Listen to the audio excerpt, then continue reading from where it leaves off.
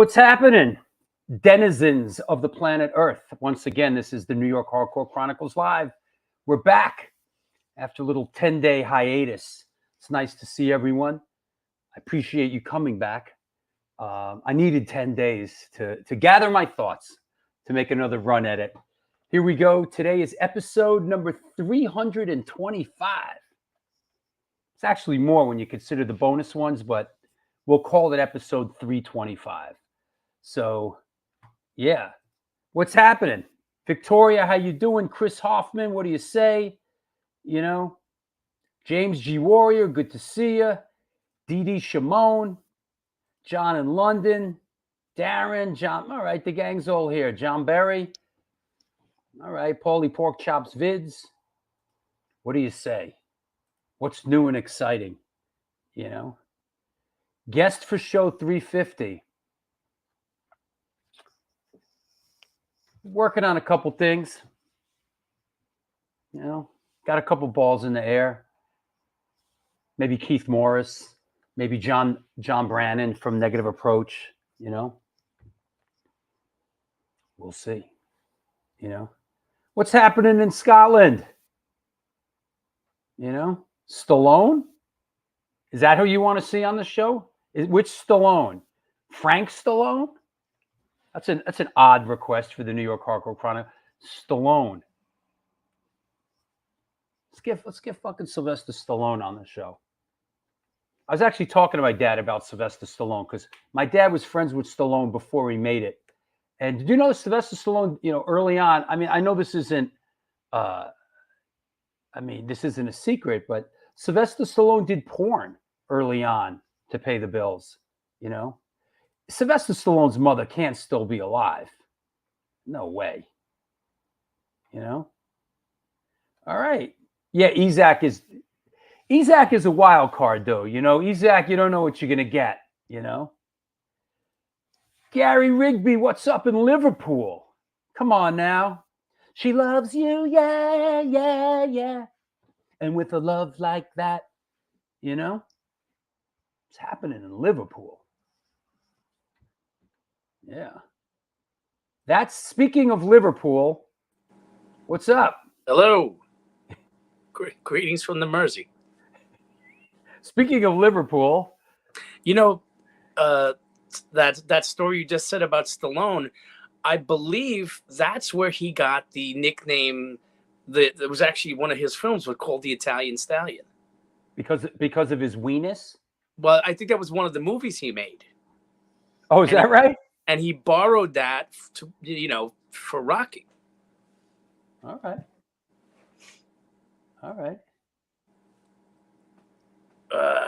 That said. What's going on? You look sunburned. Would you get sunburned? Oh, Jesus. Are you kidding me?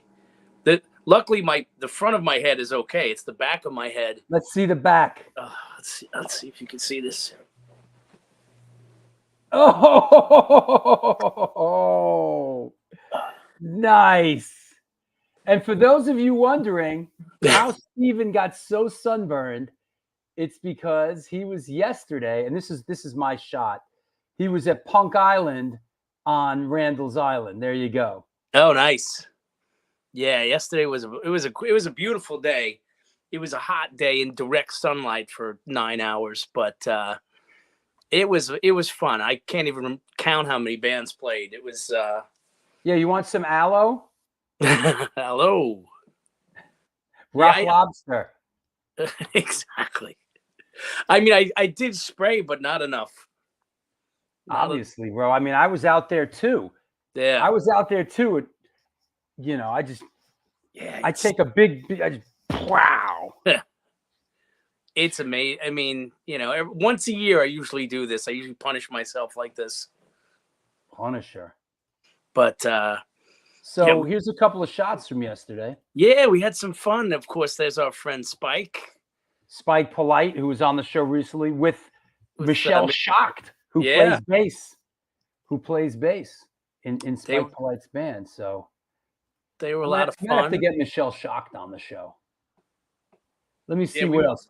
This band was great, and not just because they have Incendiary Devices drummer. But Car Bomb Parade is great, man. Yeah, they tore it up yesterday. Yeah.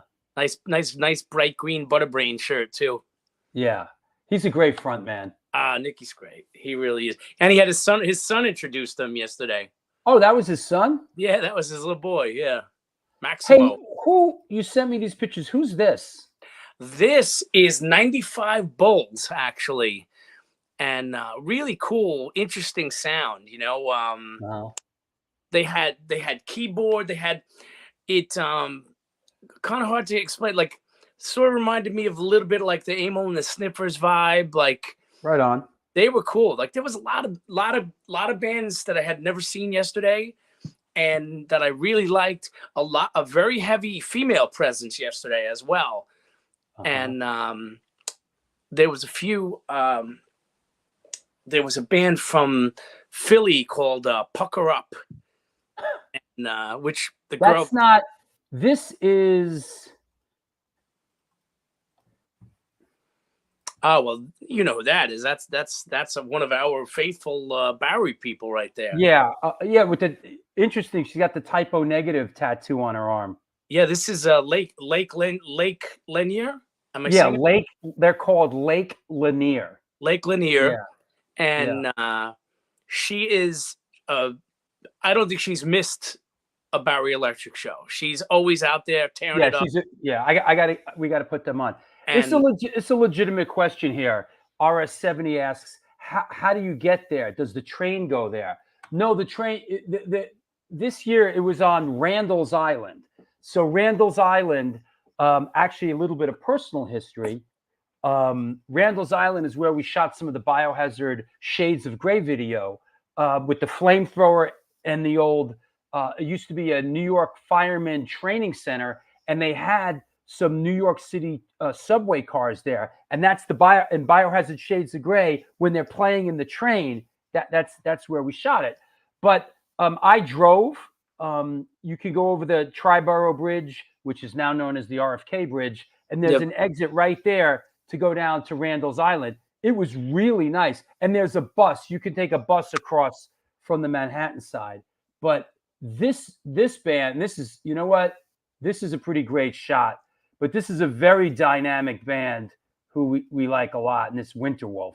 You know? Oh yeah, that's a good one. I like this one a lot. They, you know, something about seeing them outside, like they really know how to. Yeah. They have such a thing that they do when they play, you know, and he's a real showman. The other Rev. Tony's a real showman. Reverend and Tony. They have two bass players. Yeah, they had it, and they really had a great. They had a great crowd. I mean, everybody goes. They really know how to do it. You know, they're one of my. They've really become one of my favorites of like our scene. You know, and I love them. They're good people. This was probably one of the best bands I saw. Totally out of left field. This is just one of the people in the band. What's the name? Scorts. This band Scorts. Got my Scorts shirt on right now. This band Scorts, I really enjoyed. They remind me a little of Caius and of sort of Pink Floyd, sort of like, you know, they were, and there's two gals in the band. Yeah. And when they sing together, it's really, really, really. Yeah, I love the sort of the reverby harmonies. They even switched off a couple of times where she would play bass and the other girl. Oh yeah, I didn't see that. Yeah, that was very cool. I've never seen them before. I definitely want to see them again. I really. Yeah, they were good. Is that right? We Evil 6969. You know this band Scorts? Yeah, I'm a fan now. They were good. I really like their dreamy, groovy music. Here's a shot that I took. Of course, you know, not that I'm a photographer, but I know how to frame a photo. Nice. This is Car Bomb Parade with drummer Mike, you know, who we poached. And there's what's her name standing there doing her dance. That's Miss Maggot. Oh yeah, there she is. Yep. And she just lets the music flow through her. And if you notice, that's the jacket that he's wearing has a rat bone painting on Right. the back of it. Oh, is that you, RB Corbett? Okay. Yeah. Squirts. Yeah. I like them a lot. Yeah, I did too. Because let's be frank, most of the bands that I come across suck. So, Oh, man. Yeah, it was a fun actually, one. nobody sucks. There's always, listen, there's love in my world for everybody, even if you suck.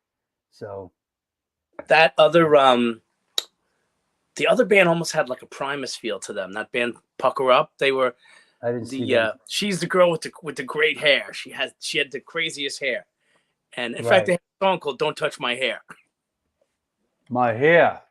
And The hair. he hits my hair. He hits my hair. You know? But it was something, and you know, all of our friends. Is a nice turnout. I mean, just relentless sunshine. No, like It was great. It was really great. You know.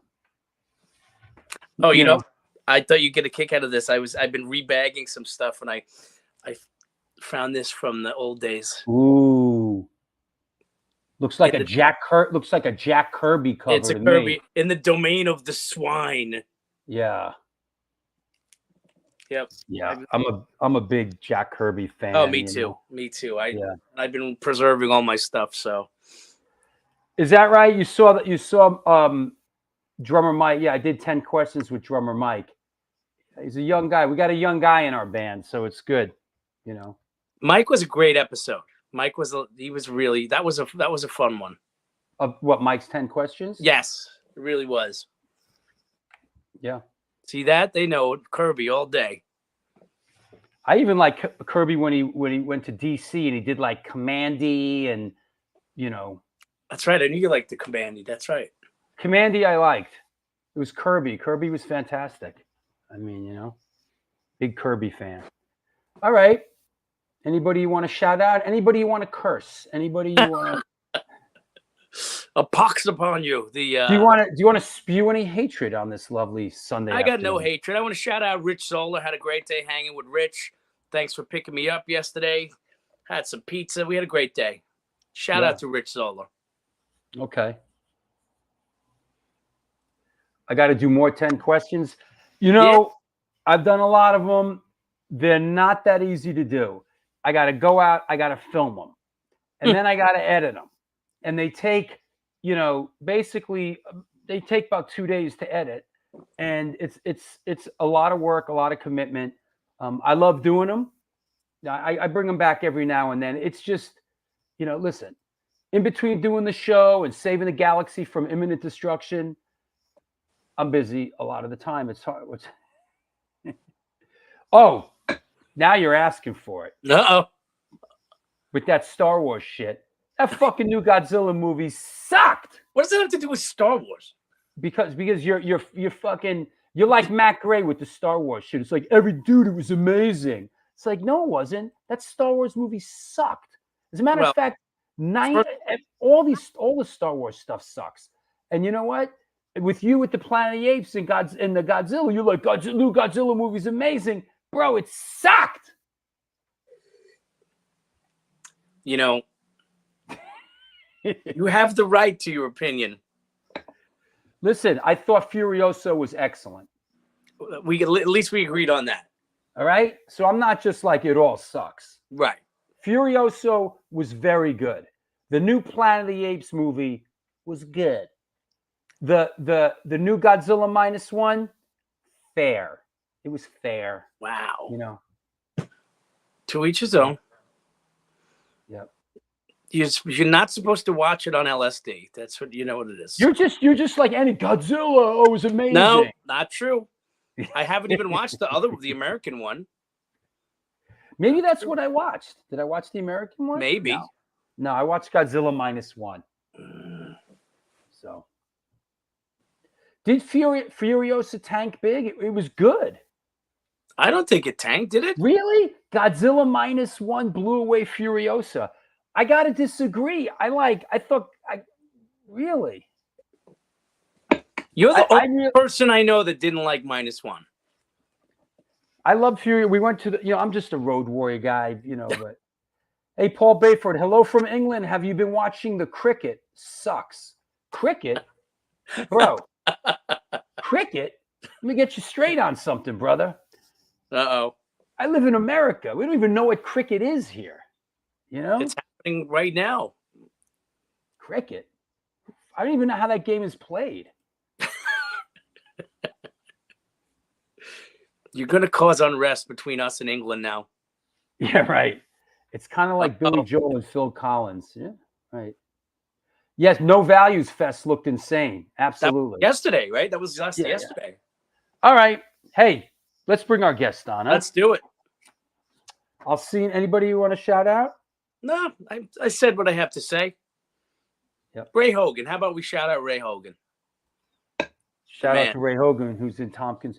Really? I can't, He's our man on the street today. Yeah. All right.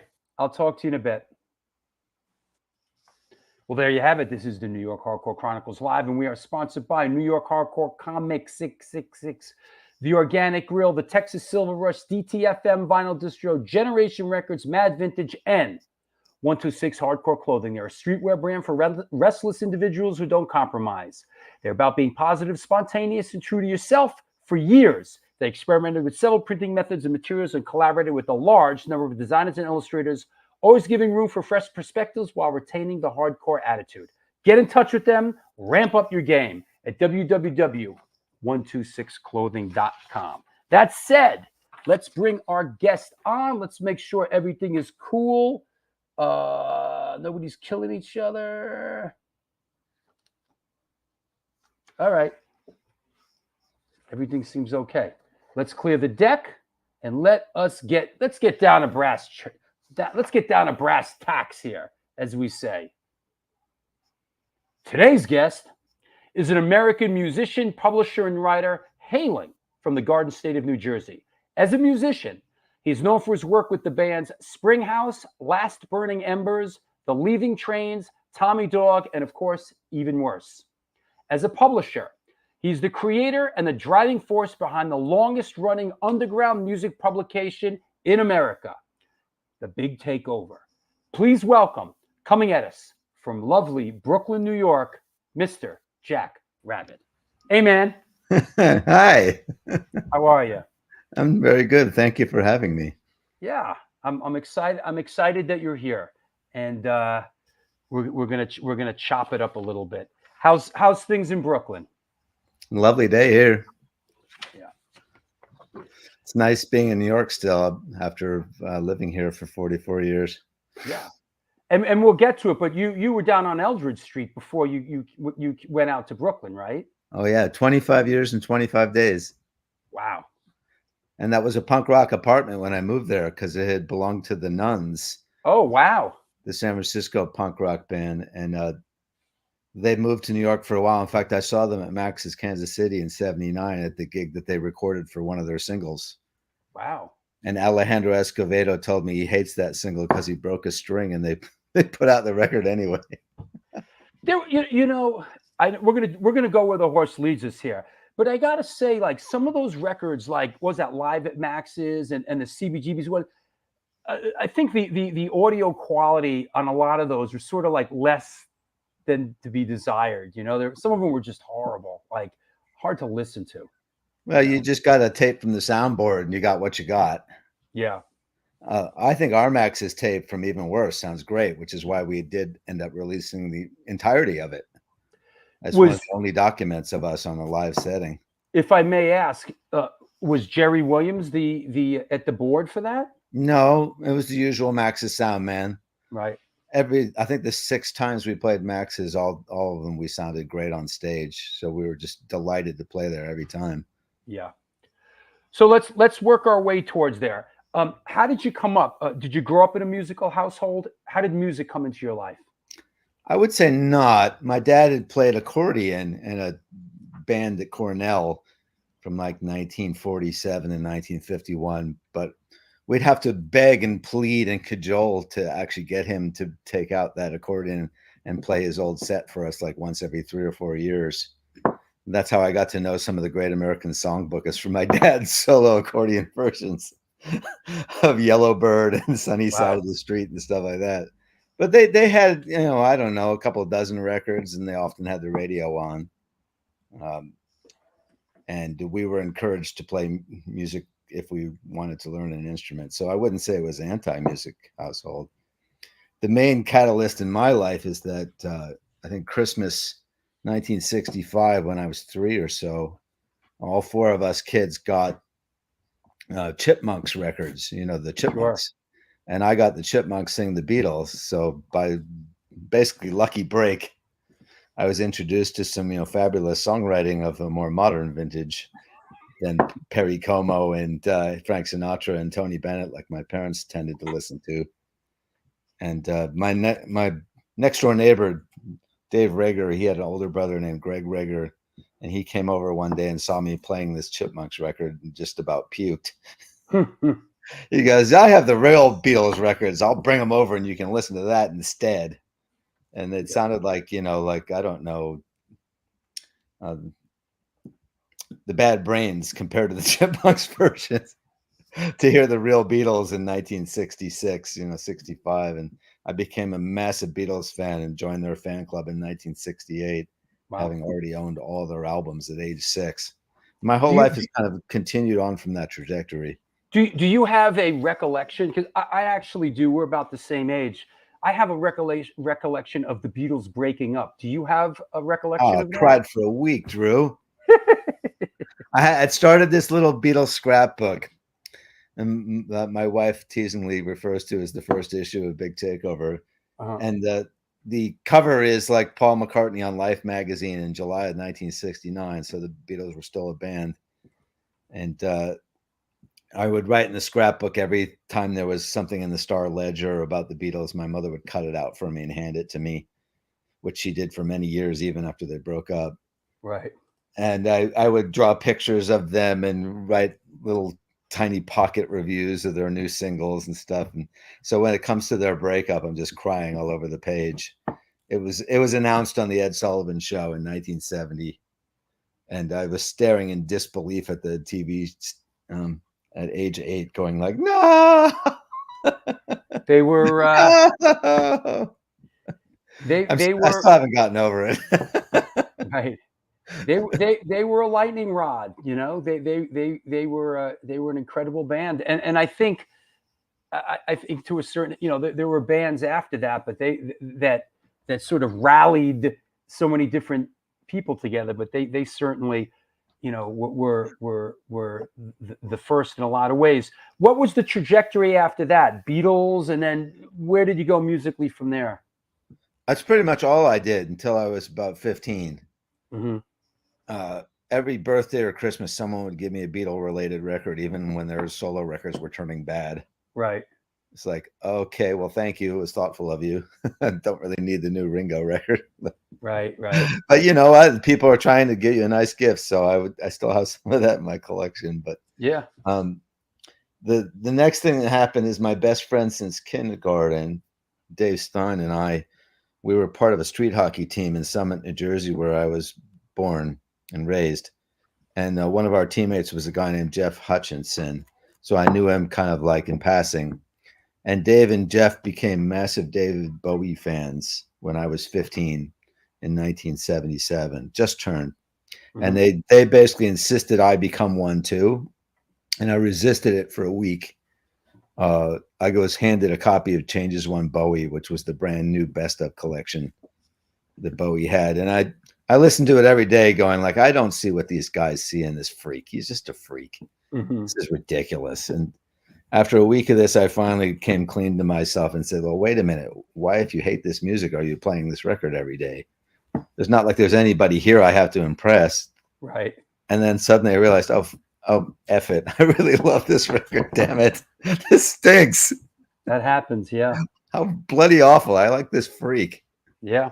And he turned out to be a gateway drug, rabbit hole, because his new records at the time were Low and Heroes, which were really artistic and unusual and bizarre records. Yeah. Heroes is one of my favorites. Great record. Yeah. So if you end up liking Heroes, you've suddenly opened your mind like cracking open a coconut to unusual music that's really challenging and really good. And that was basically the starting gun, I think, for my endless love affair since for challenging music. And it ended up encompassing a lot of the 60s music I'd heard on the radio, that like Gary Rigby is mentioning in his comment just now. Yeah, I mean, the Seeds, Music Machine, Sonics. Yeah, I went back and bought a bunch of records by like the Zombies and the Byrds and the Kinks that I'd enjoyed on the radio, and then found out all that was just the tiniest tip of the iceberg of some of those bands is the radio hits, and they actually had even better songs peppered all over their records. Mm-hmm. Well, anyway, with Jeff's prodding, Jeff was really kind of the unsung hero in my life, and he's still alive, so I can say that with great affection and great admiration that he pretty much got Dave into Bowie, and Dave's eventual girlfriend, who had been his girlfriend, Janet Whitehouse. So we formed this kind of like weird Bromley contingent.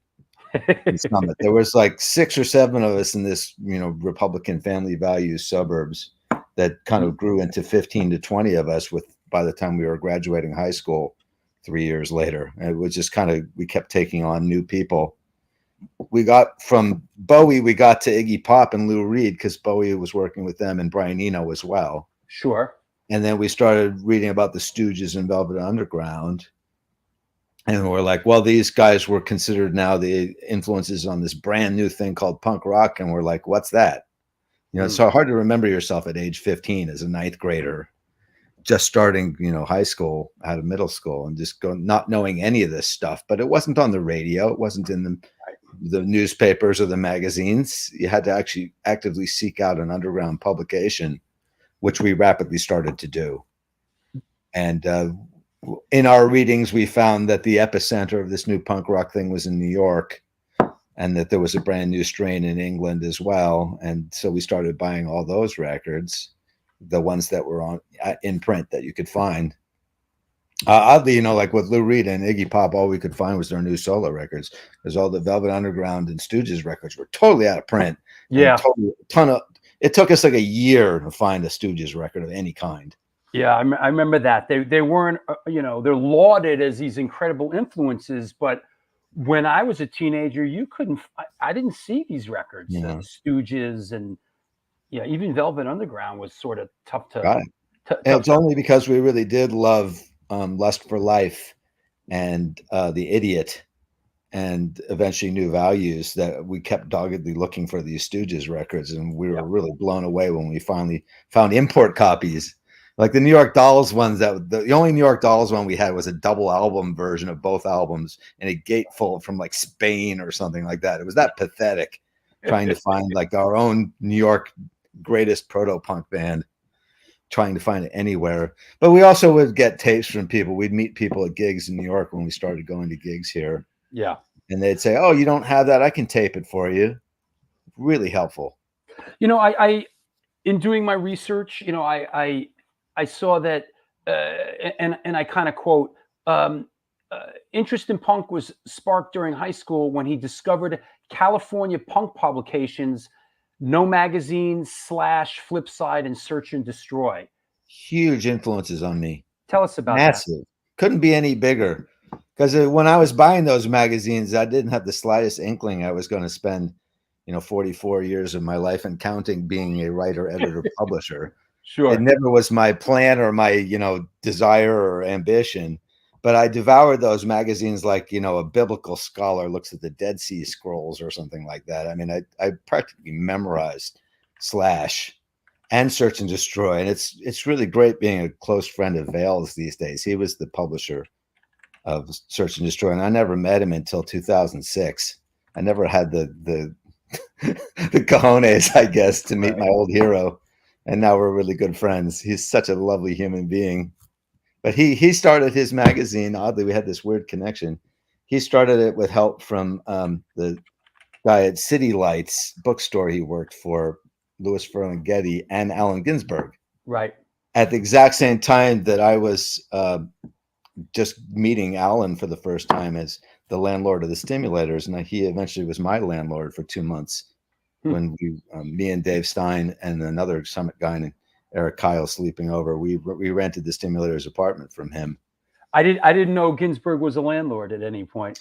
Only in the sense that he partitioned his apartment into two and created a space. Okay. Denise from the Stimulators and Donald, their manager, they lived there. I crashed there probably 70, 80 times until they got dead sick of me. I'm sorry about that. I needed a place to stay coming from New Jersey. Interestingly enough, I saw recently, I saw that the Bob Dylan Rolling Thunder review documentary. That's right. And Denise turns up. I'm like, oh shit, Denise, and she's with Allen Ginsberg in the footage. Exactly. That's where they met, you see. Yeah. And Alan lived next door to her as a result with his, like, you know, close friend slash one-time boyfriend, I guess. I don't know. And we had the keys to that place, and they were gone all the time. They were in Colorado or Yugoslavia because he was teaching. And so we basically had this free apartment we could crash in all the time. Peter Oslovsky was the other guy's name. That's right. And so I have tons of stories of staying in their apartment. And Alan told me I could borrow any book I wanted as long as I brought it back. And I was really scrupulous about actually bringing back every book from his library.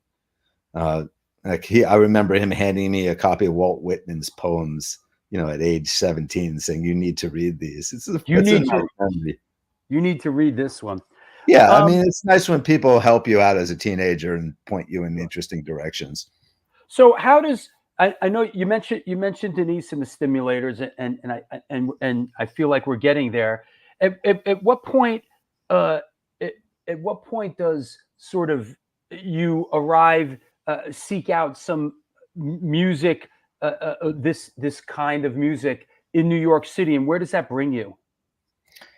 Well, we were immediately stricken by the Talking Heads and Ramones, Patti Smith, television, all that stuff, you know, because that was what little there was to read about in some of the more underground magazines that would reach, you know, places that weren't really fanzines. We hadn't discovered fanzines yet when we were 16. There weren't many to be discovering, to be honest. And like we would read Slash and Search and Destroy, but mostly like New York Rocker and Trouser Press here in New York. Right. And even Rolling Stone would do a little bit on the new album by Talking Heads. So you'd get that in your school library. And so the first gig I saw was Talking Heads in XTC. Wow. That was my first gig at age 16. My parents wouldn't let me go before then, which is hilarious. Where was that? Beacon Theater. Oh, see, by the time we came across these bands, they'd left CBGB's. Sure. They'd already been playing there 2-3 years. Sure. And had put out an album or 2 albums. So they'd graduated to the Palladium. The first time I saw the Ramones was the Palladium in very early 79. Yeah. Although we saw them also at small clubs like the Show Place in Dover and my father's place in Roslyn, Long Island. Sure. You know, they would play little clubs if you didn't mind going out of town. And I got shut out of their West Orange, New Jersey gig because they didn't take my fake ID, still being 17. But you know, that's where we went first. And if you start going there, you really quickly discover Johnny Thunder's Heartbreakers, who had technically been broken up, but they were still playing 3-night stands at Max's, 5 shows in 3 nights, pretty much every 2 or 3 months. And we would see all 5 of those shows. We were just indefatigable. They were our favorite band. And they were great. I saw them back then, and you know, they sporadically they would play, and they were fantastic. The Heartbreakers, unbelievable. Yeah, just unbelievable. All 4 of them, you know, as long as they had the original lineup. Yeah. Just unbelievable. Even Johnny, Walter Lurie is the unsung hero in that whole thing, you know. I told him that when I interviewed him as recently as 4 years ago before he died. Yeah, I said, you know, I even took some of my dress sense in the 80s from Walter's, you know, fabuloso crazy ties and jackets and stuff. It was, you know, he was a little bit loud in all the best ways. You know, I remember seeing them back then and thinking, like, I don't want to say he was carrying it, but he was definitely leading the charge in that band. Yeah. He was great. If you're going to play in a band with Johnny Thunder, somebody has to be an anchor. Yeah. He always was. He was great every show, and he basically forced Johnny to like add in, no matter how, you know, screwed up he was on any given gig. Yeah. And we saw that over and over and over, and we were madly entertained.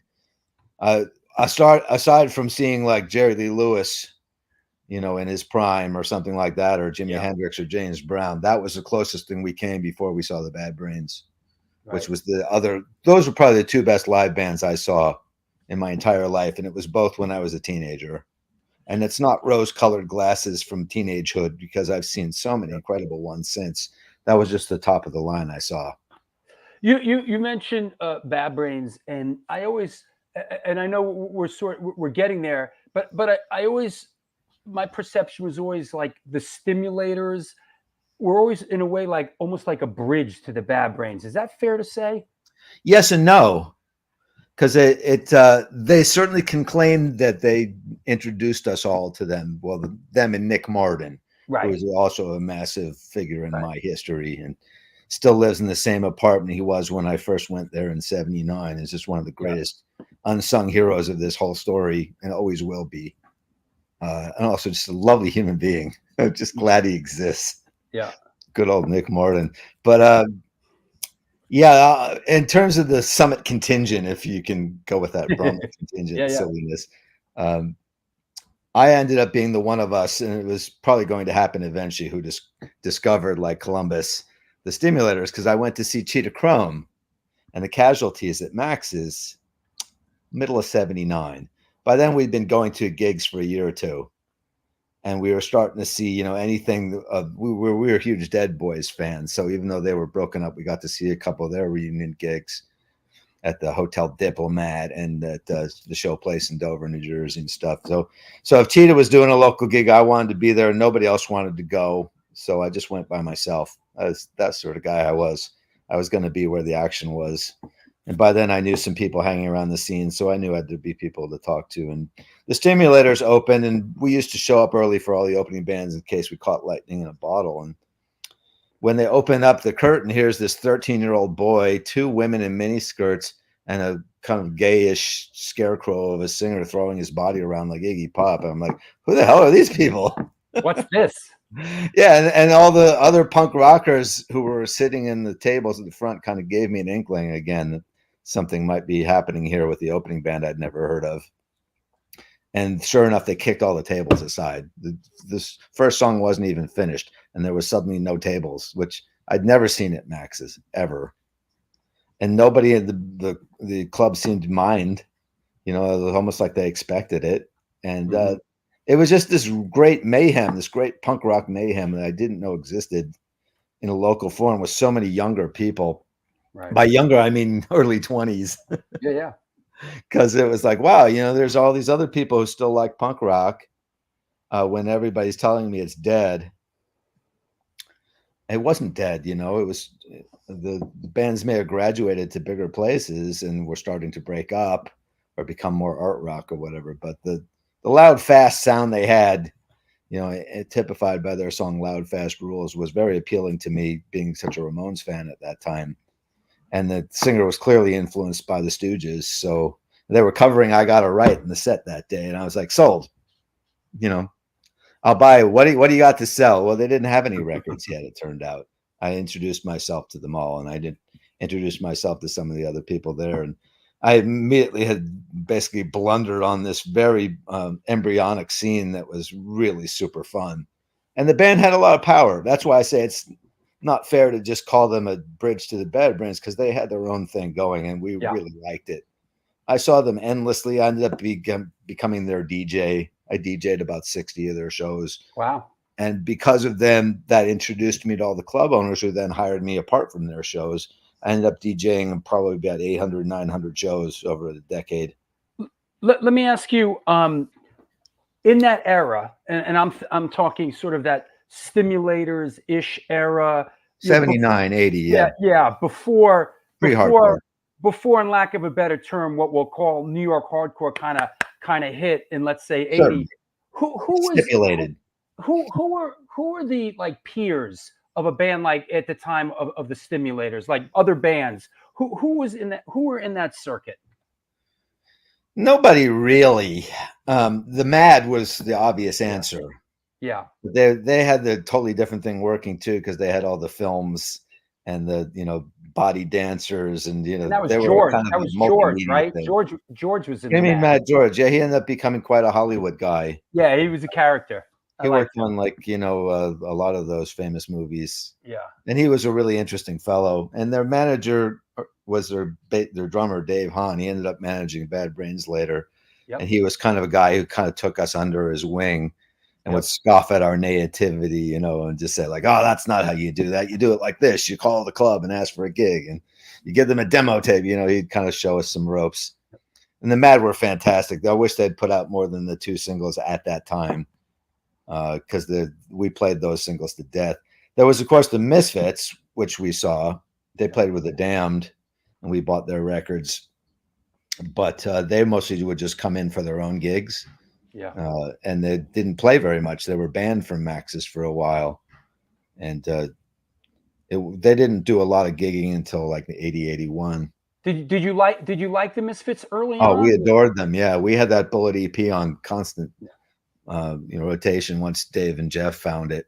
Yeah. They kind of gave us the Misfits, the two of them, and then we all bought everything they put out from there on, and we just thought it was fantastic. I was actually in the Misfits for a week. Is that right? The later version, yeah. The version that Jerry only had with Des Cadena from Black Flag and Marky Ramone from the Ramones. Jerry wanted to do this benefit show at Don Hills, and Marky was going to be out of town, so they asked my friend Bobby Shayer from Bad Religion to sit in, but he wasn't in New York. He was back in LA, and they said, "Hey, just call up Jack. He'll do it. He'll know all the songs." So I was a misfit for a week. We did 2 rehearsals, just me and Des. No Jerry at all. And then did you do the show? Yeah. Oh, cool. We did almost entirely Ramones covers, so they didn't have to teach me a goddamn thing. Right. I'm like, okay, I'm like, in my 40s now, and I'm playing stuff I loved as a teenager. Great. You mentioned Bobby from Bad Religion, and very good friend of mine. Nice fella. I did South America when I was working with Biohazard, Bad Religion in South America when he was in Bad Religion. Really, really nice guy. He was my roommate for a long time. Right on. Yeah. So this is kind of happening. Was this the impetus to form Even Worse? Yeah, well, that was, again, you see, so much of my life is people handing me things on a silver platter. I better be freaking grateful. Well, at least you admit it. Yeah, I'm not this kind of guy who was born on third base and thinks he hit a triple. I'm the other way around. I'm like, I didn't even know I was on the team, and suddenly I'm batting cleanup. You know what I mean? Because the magazine started because Dave Stein decided he wanted to do a fanzine. Right. And that would be about 2 weeks after Dave Stein decided that he and I were going to be in a band in New York City. So this Dave Stein, is this the Dave Stein that was later a lawyer? No. Dave was only in a couple bands, one of which was Even Worse with me and Nick Martin. And later he was in the embryonic Cro-Mags. Right. When they were called the Disco Smoothies, and they played one gig at the Peppermint Lounge that I saw. I took a picture of Dave. The only time I ever saw him play the guitar when he wasn't in Even Worse. I get Dave Stein and Dave Hahn. Yeah, Dave Stein and Dave Hahn were very good friends, and unfortunately did tons of drugs together, and both died young as a result. Yeah. And I think that's terrible. Although Dave Hahn, just before he died, did get Dave Stein into a rehab program that helped Dave live another 35 years, because I called Dave Hahn and said Dave Stein is afraid he's going to die from too much cocaine. Yeah, he made me come out to his apartment and flush cocaine down this toilet. It got so bad. And then the two of us just looked at each other, says, well, what now? You're fired from your job, because they said you had only one more strike. I gotta say,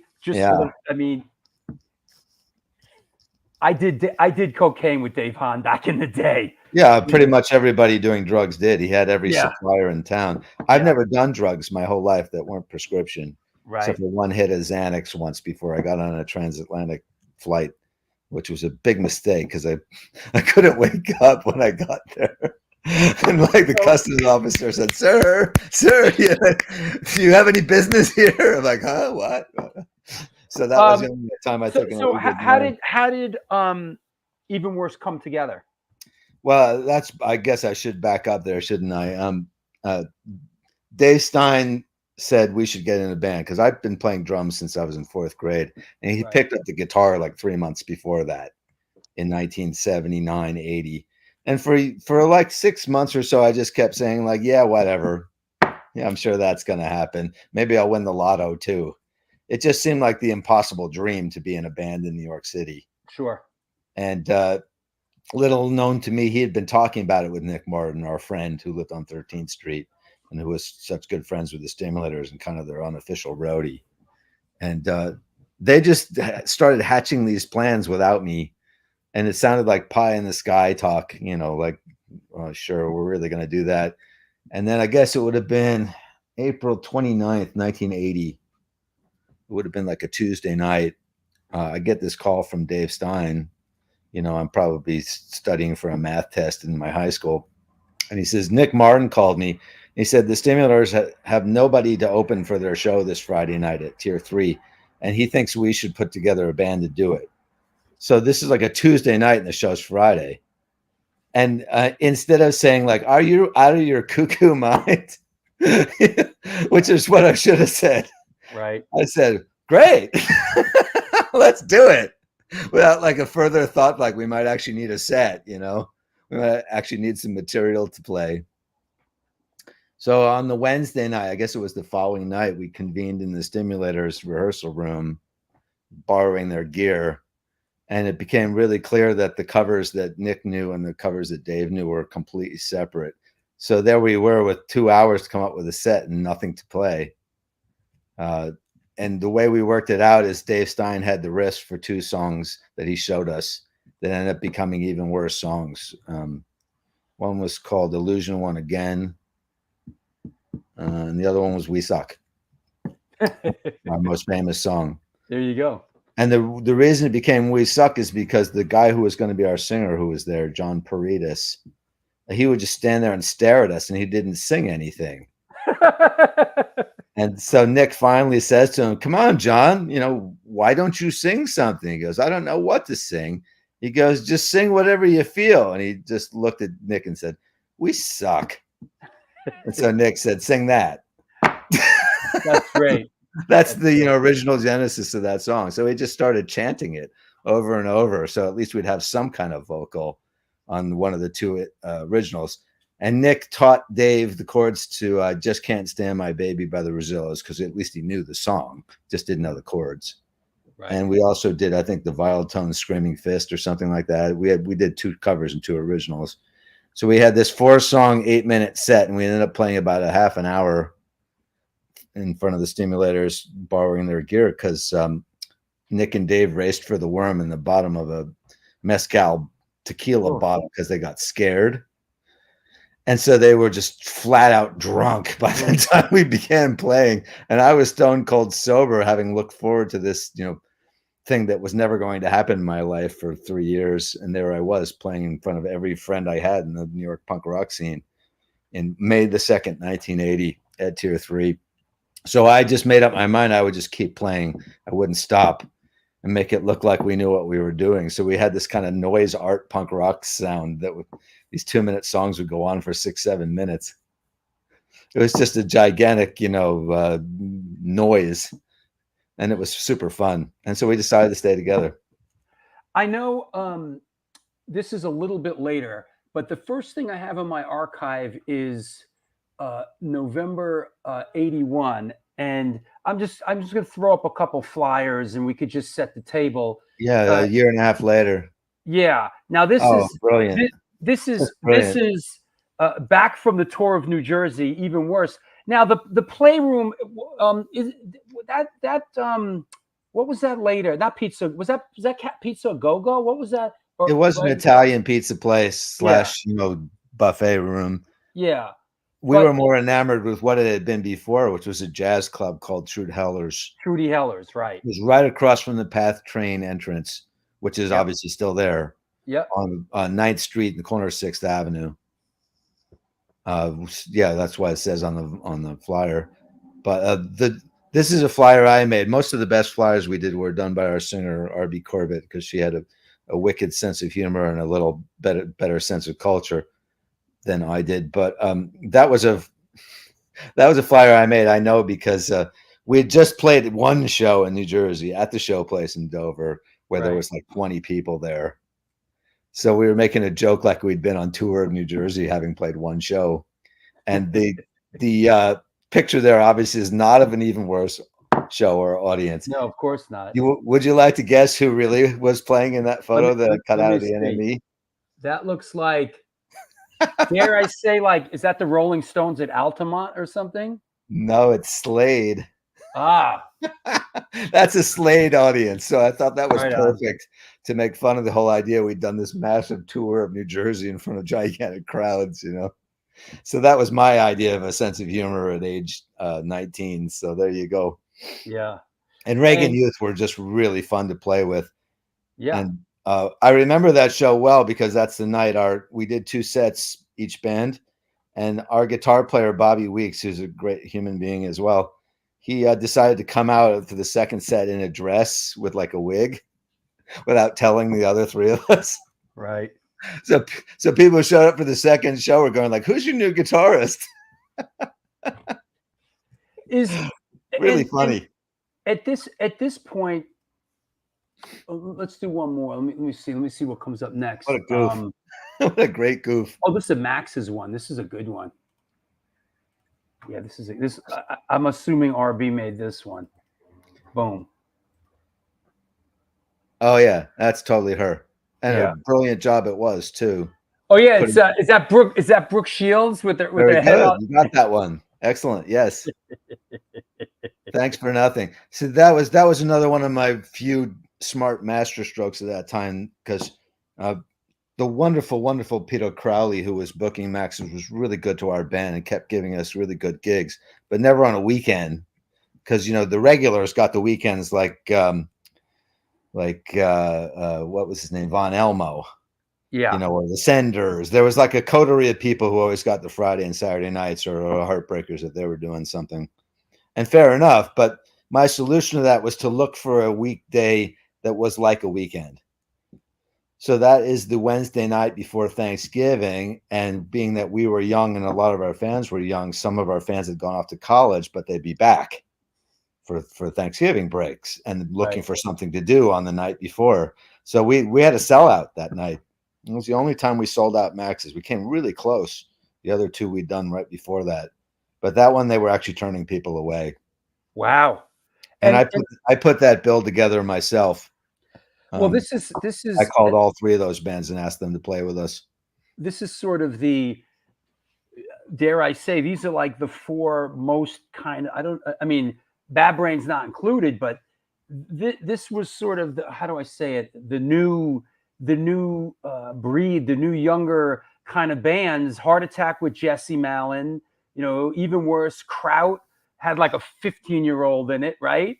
And although I didn't know it at the time, he looked older. Yeah, and of course, Dave and Reagan Youth. Rest in peace. Yeah. So, these were my friends. When we began April 29th or May 2nd, whatever you like, the year before that, the reason we went over so well, even though we'd played so terribly, unless you like noise art rock, it was kind of unintentionally fun, is because there were no other bands our age. Yeah. Again, we were still in high school, me and Dave. Paredes was like a year younger than us, and Nick was only a year older. And we were all people who everyone knew from going to all the gigs together. Mm-hmm. So it was kind of a rigged, to use a funny word of late, it was a rigged audience. And they were just delighted to see us up there, their mutual friends, their age. Yeah. And as we played another 20 or 30 gigs throughout 1980, a very small group of other people started picking up instruments too. There was a band called the Awfuls, Offals. We played about 3 times with them. They never made any records, but they were good. And then in November of 80, we found out about the False Prophets. So we played with them at Tier 3. I think that was pretty much their first gig, or near thereabouts. So we were trying to find other people our age so that we didn't constantly have to be outclassed by the Bad Brains and the Stimulators, both of whom we played with continually through 1980. And, you know, the other bands that were around with the Stimulators and the Bad Brains coming up from DC and the Stimulators were really few and far between, as I was saying. We used to go see the Dots, but they barely played. Yeah, it was Vinny Pure Hell. from the Dots. Yeah, The Pure Hell was coming up from Philadelphia, but very rarely. There just wasn't a lot. Nasty Facts finally showed their face in the end of 1980, early 81 was another young band I liked at that time. But, you know, it wasn't really a punk rock scene in that we all sounded like the Damned or something like that. We were all very different bands. And when the third scene, if the first scene is the CBGB scene and the second scene is that Bad Brains, Mad, Stimulators, Dots, etc. scene, we grafted onto that. I think we were really more part of that when we began. And then after 30, 40 gigs and almost an entire year is when that 81 scene started coming into focus. And we reformed our band with new members by necessity, or else we would have been still in existence. Nick got swallowed up by the Stimulators, and I had a big falling out with the Stimulators over that because we were told he could be in both bands, and then they just said, no, he can't be in your band anymore. And it killed our group in January of 81. And John Barry, our second singer, after Paredes eventually just didn't show up for a gig. That's how he quit. We just got John Barry out of the crowd at a gig we did at the Band Shell in Tompkins Square Park in a summer afternoon in, like, I think July of 80, August 80. And he finished out the rest of the year and did a whole, like, a dozen or so gigs with us. Well, he was more into playing guitar, so he was forming the Beastie Boys already via the Young Aborigines. So we couldn't have him in the band anymore.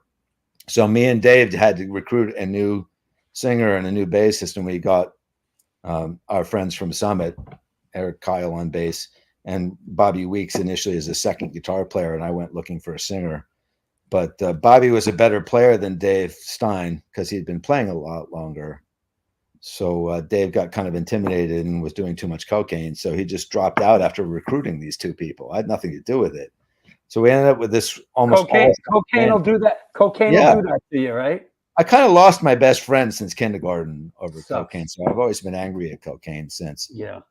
I blame all the hard drugs Dave was doing, and it took his life in 2014. It did. It was one of the saddest funerals I've ever attended in my life. Yeah. Just looking at his parents, who I'd known since kindergarten, burying their son was enough to just make me, you know, collapse in the corner in a veil of tears. But on a better subject, you know, here we had this new band, all Summit people. You know, I was living in New York by then, and Eric was living with me. So we got this band together, and I eventually found R.B. Corbett hanging out on St. Mark's Place, and she on the stairs in front of and I just started talking to her, and I was taken by her immediately because she was so interesting and smart, and had, as I said, a wicked sense of humor, and seemed to know all the bands. You know, she knew all the music, and she just seemed so outgoing. And just something came over to me to think like she should be our singer, having never even heard her sing. It just seemed like bloody obvious somehow.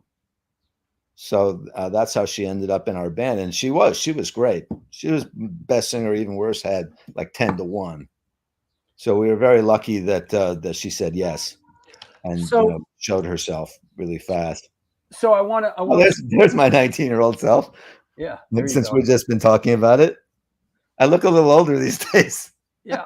You know what I discovered about these? One more, because I want to segue into something, but these photos are taken by Laura Levine, right? Yeah, she was an acquaintance of mine because she was kind of Tim Summers' exclusive photographer for Sounds. Right. And Tim did a piece on all the local bands once he discovered us in the summer of 81 for Sounds. So she was taking these pictures for that UK Weekly. That's why we ended up with such professional photographers. That's my old flat at Eldridge Street we were talking about. So that's the segue. Yeah. Are you ready? My bedroom right there. That's the segue. Are you ready for the segue? Sure. Summer of '81. There we are. Here we go. Great So, time. so you're down on Eldridge Street, right? Mhm. And you're living down there, and we're kind of making our way to sort of Lower East Side in that era, and A7. And I want to bring a friend of ours on. I want to bring a big supporter of the show, who has a story to tell about your apartment and the whole trip. Ladies and gentlemen, let's bring back Mr. Mike McGrant from Channel 3. Hey, Mike. How you doing, my friends? Oh, there's a sight for sore eyes. Yeah, how you doing, Mike? Doing great. Good. Wow, Hey. happy surprise this is. Yeah. So Mike, I've heard the story before. Love the story. You got to set the table again about Channel 3 coming to New York, like, and destination Jack's apartment on Eldridge Street. Yeah, well, I have to go back to meeting Jack for the first time, I think, on the West Coast, and he had his armful of mimeographed Big Takeovers. There was a 4 sheets stapled together, and I am more than proud to say that he's a friend of mine and a giant in the publishing world. He has the independent music Bible nowadays. So we had met him and mentioned, I think we were going to be going to the East Coast, stopping over on the way to a UK tour. And he invited us graciously to stay at his place, which he shared with Doug Holland from Kraut at the time. And I recall we came in for a New Year's Eve show. And I think, Doug, you were still on the West Coast with your girlfriend. And Doug led us into his apartment. We were just green kids from California that knew nothing about the big city. And, we were stranded on the East Coast as Blitz had broken up before that tour. And so we had a one-way ticket to New York, and we just stayed with Jack and Doug that whole time and learned that you could play all these different markets within a day of New York City. So we played Boston, DC, Philly, everywhere that trip. And there they are in our apartment too. We are. See my rank and file poster there in the background. Yeah. So one thing that I love about these photos that Mike sent me a while ago, and I've had him in the archive, is I have to say, this is the only photo that I have ever seen of the bar area at A7. And there's Dave. I think that's maybe, is that Gwen he's talking to? I'm not, but in the back there is the Channel 3 and Stefan from False Prophets, right? Yeah, that's right. Yeah. I don't know. There's another photo with Doug behind the bar and Stefan with his monkey skull walking stick. Yeah. Yeah. Stefan and I used to go to Screaming Jay Hawkins gigs together. Is that right? Speaking of, things on sticks. Yeah. Instead of a skull. Well, it's so funny that especially Kim had the mind to bring a camera back then, because nowadays everything there it is. Yeah. Everything is documented endlessly because everyone has a camera. So you see these precious old photos, it's like seeing a Civil War tintype or something. Yeah. It's like, oh my God. For sure. But we have just such golden memories of going back to New York, and it was really a dangerous, sleazy, fun time back then. Early 80s, and of course we've returned so many times and seen how the city has evolved for better or worse. But we wouldn't have traded anything for those sleazy days back then. Jack, was that Eldridge Street area? Was it dangerous? Was it? Oh yeah. Yeah. That's probably why the nuns lived there before me, because it was cheap. Right. None of us had any money. Right. So when Richard Dietrich and Jennifer Miro or whatever were looking for an apartment, they would head down to the Lower East Side, where, you had to have your wits about you, to say the least. Right. The 25 years I lived there, I almost never walked south, for example, because that was an open drug supermarket down on Rivington Street. Right. Until it got cleared out by Operation Pressure Point. Which allowed the neighborhood to gentrify. Yeah. I never realized the role that drugs and crime played and keeping like a neighborhood culturally interesting. Sure. Being that I have 2 children, you know, I couldn't raise them in a place like that. I'd be scared for their, you know, safety. But if you're just like a guy who wants to be in a band and do creative things and need cheap rent, yeah, that's right in front of our place. That's You know, it's funny. When we were down in December when we did our Reading at Generation Records with you, Drew, we stayed in a boutique hotel, and I look out of the room and I'm overlooking Jack's apartment in Eldridge Street. Wow. Which of course now is like some hoity-toity place with a restaurant in the ground floor. But the 3 of us combined were paying $240 when we moved there. Oh. Wow. So when it was me and Doug, it was 120 each. You know, they would raise it like 3% every year by rent stabilization. Wow. But when I moved out in 2006, it was still only $660 a month. Wow. Yeah. But they were happy to get that 240. There were empty apartments next door, smaller than the one I had. I just took the one the nuns had because there were these 2 punk rock girls, Barbara and somebody else. I can't remember now. I used to go visit them there. So I'd actually seen the apartment before I ever ended up living there, having no idea I would someday. So it was a punk rock apartment for 27 years. Well, yeah, it was so much more than that. I always tell people it was kind of like a salon, going back to, you know, the days of the writers gathering in Paris, because when we got to stay with you for those few weeks, I mean, every single New York punk personality would drop in at one time or another. And it'd be that was my life. Hours or days or whatever. It was just a fantastic exchange of ideas. And, you know, of course, you know, we were more interested in getting drunk and being brats, but there was really so many friendships that we've maintained to this day. And I've got to thank you for that. Well, that's why I lived there. You know, remember, I'm a suburban boy. I was completely smitten with New York City and doing those kind of things.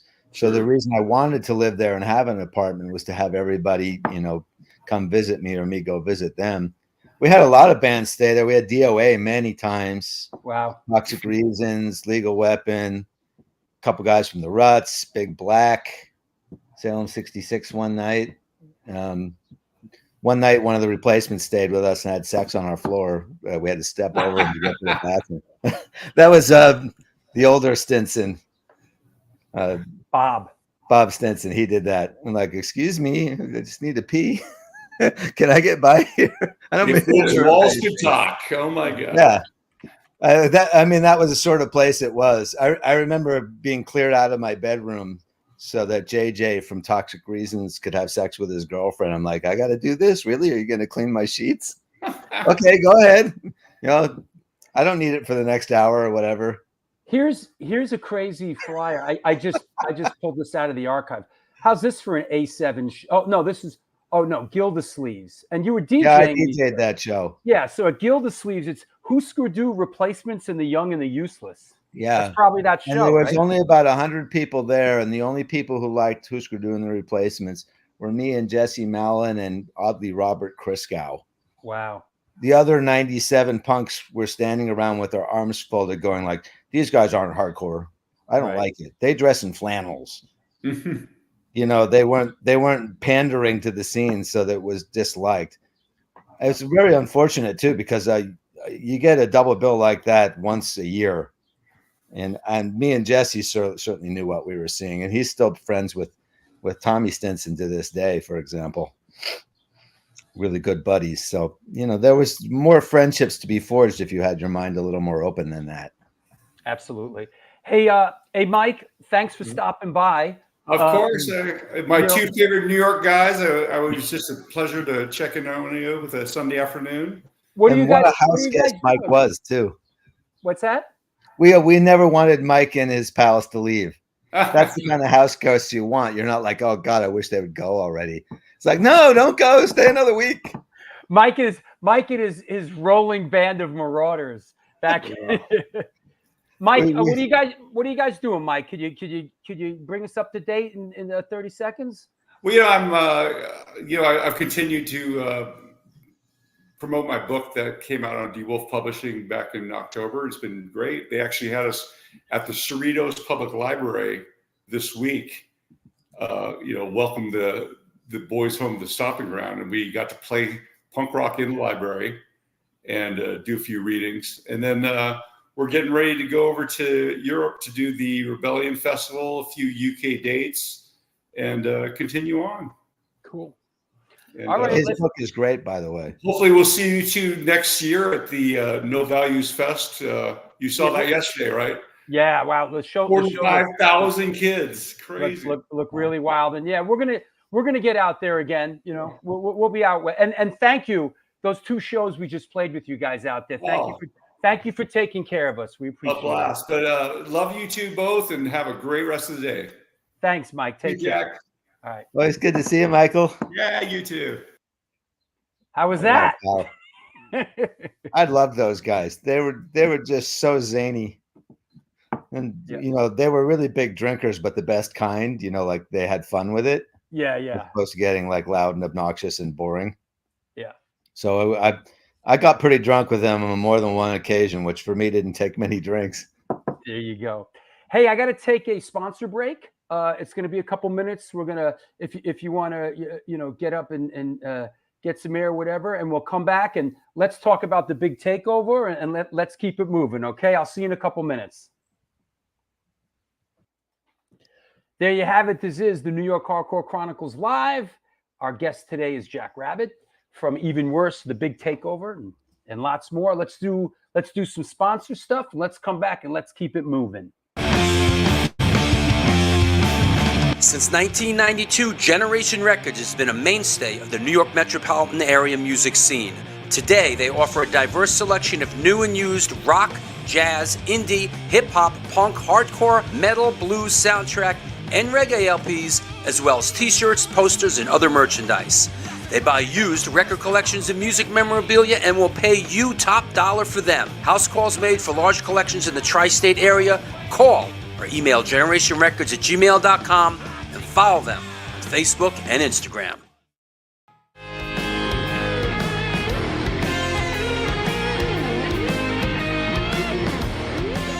Will that be cash or in debt? Do you mean debit? Yes.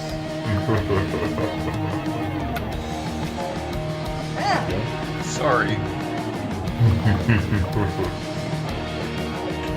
Another eternally satisfied customer.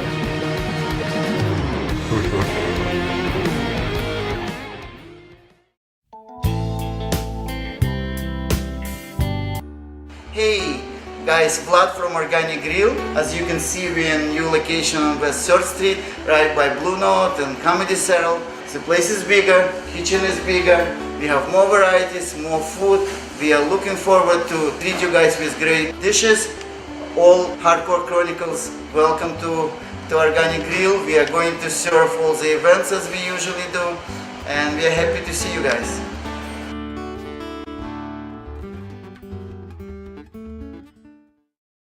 Peace, what it do? Welcome to NYHC Comics at 117 Main Street, Dobbs, Surrey, New York. I'm Debo the Pro with my homie Lee Farley. Welcome to the spot.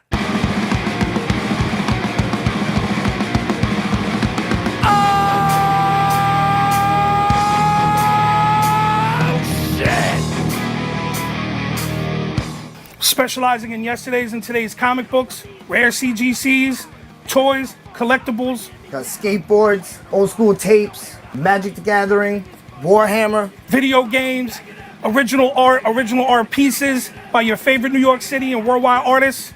Let's go. Skate decks all day, baby. We also have the young reader section here for like 10 and under.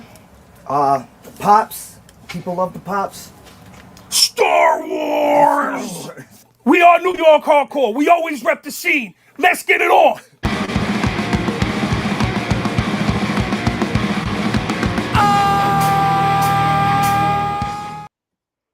And we're back. This is the New York Hardcore Chronicles Live.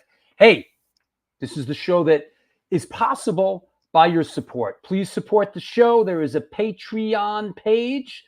There's a PayPal address there. Do what you got to do to support this show. 325 shows into it. Please. There's the new book is in the works, by the way. The Greg Smith London 1977 book is heading to the printer. and it will be free to all patrons. We'll do a show about the book. It is an incredible coffee table book. That's coming down the line. So please support the show on Patreon. There's a PayPal address there. You can do a super chat, if you want, whatever it takes, man. Just please support this show. Let's talk about some upcoming shows that are coming down the line. 1 week from today, Ted Parsons will be on the show. Swans, Prong, Godflesh, Killing Joke, and Jesu. Week after that, I'm excited about this one. Gabe from 1876, Powwow Punk Rock, will be on the show. A week after that is the return of our old friend Dave Smalley, who just went through a cancer thing, and he's back. He's feeling better, and he's coming on the show along with his bandmate from Down by Law, Mr. Sam Williams.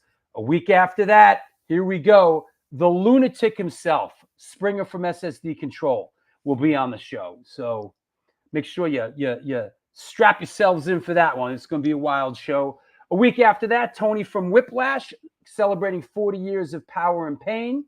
And we're doing a side trip on Wednesday, July 24th with our friend Jonathan Applieri. He is a war photographer. He has an incredible story to tell. This should be really interesting. Sunday, July 28th, Gerard from 45 Adapters will be on. And we just announced this one the other day. Sunday, August 4th. Get up, jump around. Danny Boy from House of Pain will be coming on the show. So there's jump around. I'm the cream of the crop. I rise to the top. I got rhymes for you. So yeah, excited about Danny Boy coming on the show. That said, yeah, what can I tell you? Join Patreon, support the show. Let's keep it moving. Everything okay in the... Yep. New 45 Adapters record. Yep. Love that first House of Pain. It's a side LSG trip. Exactly. Yep. SSD. Yep. What else?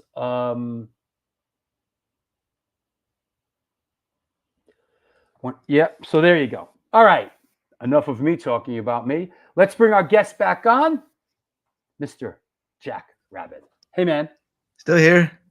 Hey, thanks. That was cool, right? Yeah.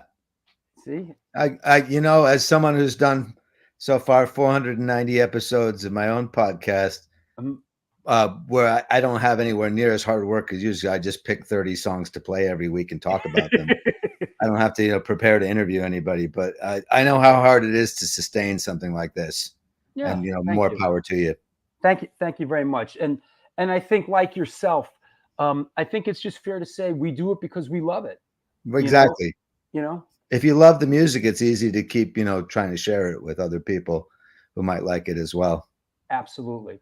I want to jump into this. I know it's a bit sort of jarring, but let me throw this on the screen and let me ask you, how did the Big Takeover come about? This is the first issue. Please tell me there's a copy of this in the Smithsonian, right? The Badsonian. How did it come about? What inspired you? Who inspired you? Well, as I was saying before, it was entirely Dave Stein's idea. It was about 2 weeks after that first Even Worse gig. So apparently May of 1980 was going to completely change my life without realizing it, thanks to Dave Stein. When he died, I wrote a eulogy. In fact, before he died, I wrote a tribute, which I'm glad that I did. I didn't wait for him to die, saying that, some people are just blessed to have the right friends. And Dave was a really interesting and fun, smart guy who was just the best friend that you could have. He was friend. Everybody thought he was their best friend. He was mine and about 10 other people's, which is the sort of person he was without the drug problem. Right. And he would just come up with these ideas. He was more of an idea guy than a finisher guy because he did so few gigs in his life, having launched Even Worse. Sure. And he's only on this first issue.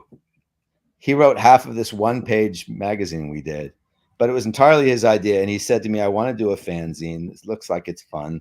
I want to do something for David Johansen. Mm. And the only thing I could say I contributed to this other than writing half of it is that I said, no, that's a bad idea. David Johansen is all over the radio with that Animals medley, you know, and he was Mr. Funky but chic at the time. And I saw no point in it. And I was very quick to say so. He doesn't need a fanzine, Dave. You can read about him in all the magazines if you want, which is where we were still finding out about music. Right. I think we should be writing about the Stimulators and the Bad Brains and the Mad. And since, you know, we were friends with the Stimulators, we thought, well, let's just concentrate on them. Let's do something for them because we only have one page. Right. And so he wrote half of it and I wrote half of it because he asked me. He said, I need help. I thought I would just guide him in the right direction, but I wrote half of it. And you see our Summit addresses in the bottom. That is the only issue we did while we were in Summit. But again, still in high school. This is the terrible work of two high school kids who didn't know any better than to say, you know, we can't do it. I love the date that you dated it. It says June 14th, 80, which, I mean, today's June 9th. We're literally talking, you know, 44 years ago. Yeah. I wrote that later. Yeah. It wasn't actually on the original copy, and I've since found out it was a month before that. It was sometime in May. So there you go. Yeah, that's completely wrong. Sorry about that. So first issue. Not that it matters. First issue, you guys do the first issue, and what happened with the second issue? Did for a guy that was sort of brought in as an accomplice, how did you sort of carry it on? Well, we completely even blundered our way through the first one. We didn't. There were so few copy machines in those days. The only one we knew was in the Summit, New Jersey Public Library, where each copy cost a dime and would take about 45, 50 seconds to effect because the light would just go ring, ring. Yeah. While you stood there waiting. And we got a $10 bill and got ourselves 100 dimes from the local deli nearby. And we just stood there for like an hour sticking these dimes in there just to make 100 copies. And we gave them away that night at Max's Kansas City. There was a gig and we put some on the jukebox there. And we put some at Bleecker Bob's, the record store, which at that time was still on McDougal Street near 8th. And we thought we were done with it, you know? Great. Wasn't that fun? And over the next 6 months, people just kept coming up to me saying like, hey, great first issue. When is the second one? And I just kept laughing in their face. Like, there isn't a second one. There's no need for a second one. Why would you want one? And there was just such an opinion that there should be a second one that when a friend of mine from my high school did an English paper for his class on a Stimulators gig at Max's when I took him, I said, okay, well, that could be the second issue. I won't even have to write anything. And so that was issue 2, was my friend's English paper, which he got an A on, I might add. Johnny Vile was his name. He was really Johnny Mantell. I love it. I love it. Johnny Mantell, a.k.a. Johnny Vile. Johnny Vile. Yeah, he said, well, if you're Jack Rabid, I need a name too. And I said, yeah, go ahead. That's what you do. You know, Captain Sensible was not born Captain Sensible. That's right. Johnny Rotten was not the proud, you know, baby of Mr. and Mrs. Rotten. You know, the Philadelphia Rottens or the Boston Rottens in the Society Register, you know, their celebrity wedding. No, it was just a really fun thing to do again. And then people loved that. Johnny could actually write better than I could at age 17 and 18. And the Stimulators liked having a newsletter. So Don Merck, their manager, said, hey, look, you know, I'll pay for it if you want to keep doing more issues. So the combination of that and other people just saying they wanted more, I just, okay, I can write up some stuff. It's only a couple of pages. It won't take me very long. It was very innocent in that regard, a DIY mentality, but with no ambition and no desire to continue it, really, let alone 44 years.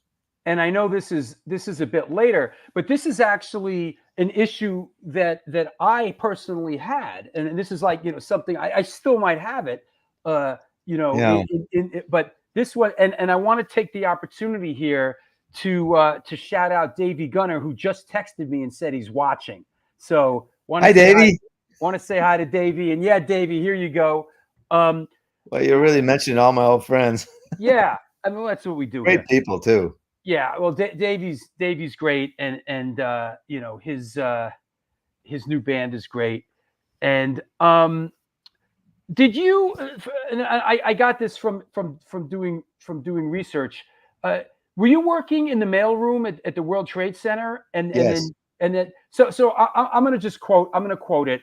Well, the Big Takeover started in 1980. Basically, these days you have 6,000 subscribers in 45 countries in all 50 states. Currently, it's semi-annual. Back then, you worked in the mailroom for a shipping company at the World Trade Center. You would sneak in on weekends and use your employer's Xerox 8200 copy machine, and you would And a 9200. and you would assemble some of the earliest issues of the Big Takeover with tape and scissors. Yeah. Am I pronouncing it correctly? And Salmo Huggins, who was a writer for the Big Takeover ever since, explains the publication's staying power this way. The ads are about the music, the writers are all about the music, and the readers just want to read about the music. It's also a magazine funded by subscribers, artists, and labels, so it feels like it's yours. Safe to say? Sumo's a really sweet guy, isn't he? Yeah, right. Well, yeah, he's hopefully telling the truth. You know, it's not for me to say, but factually he's correct. That is who funds the magazine. Yeah. There is no sponsorship of it other than Patreon sponsors, much like yourself. Were kind enough to keep my radio show and a little bit of the magazine going, and the rest is all advertising.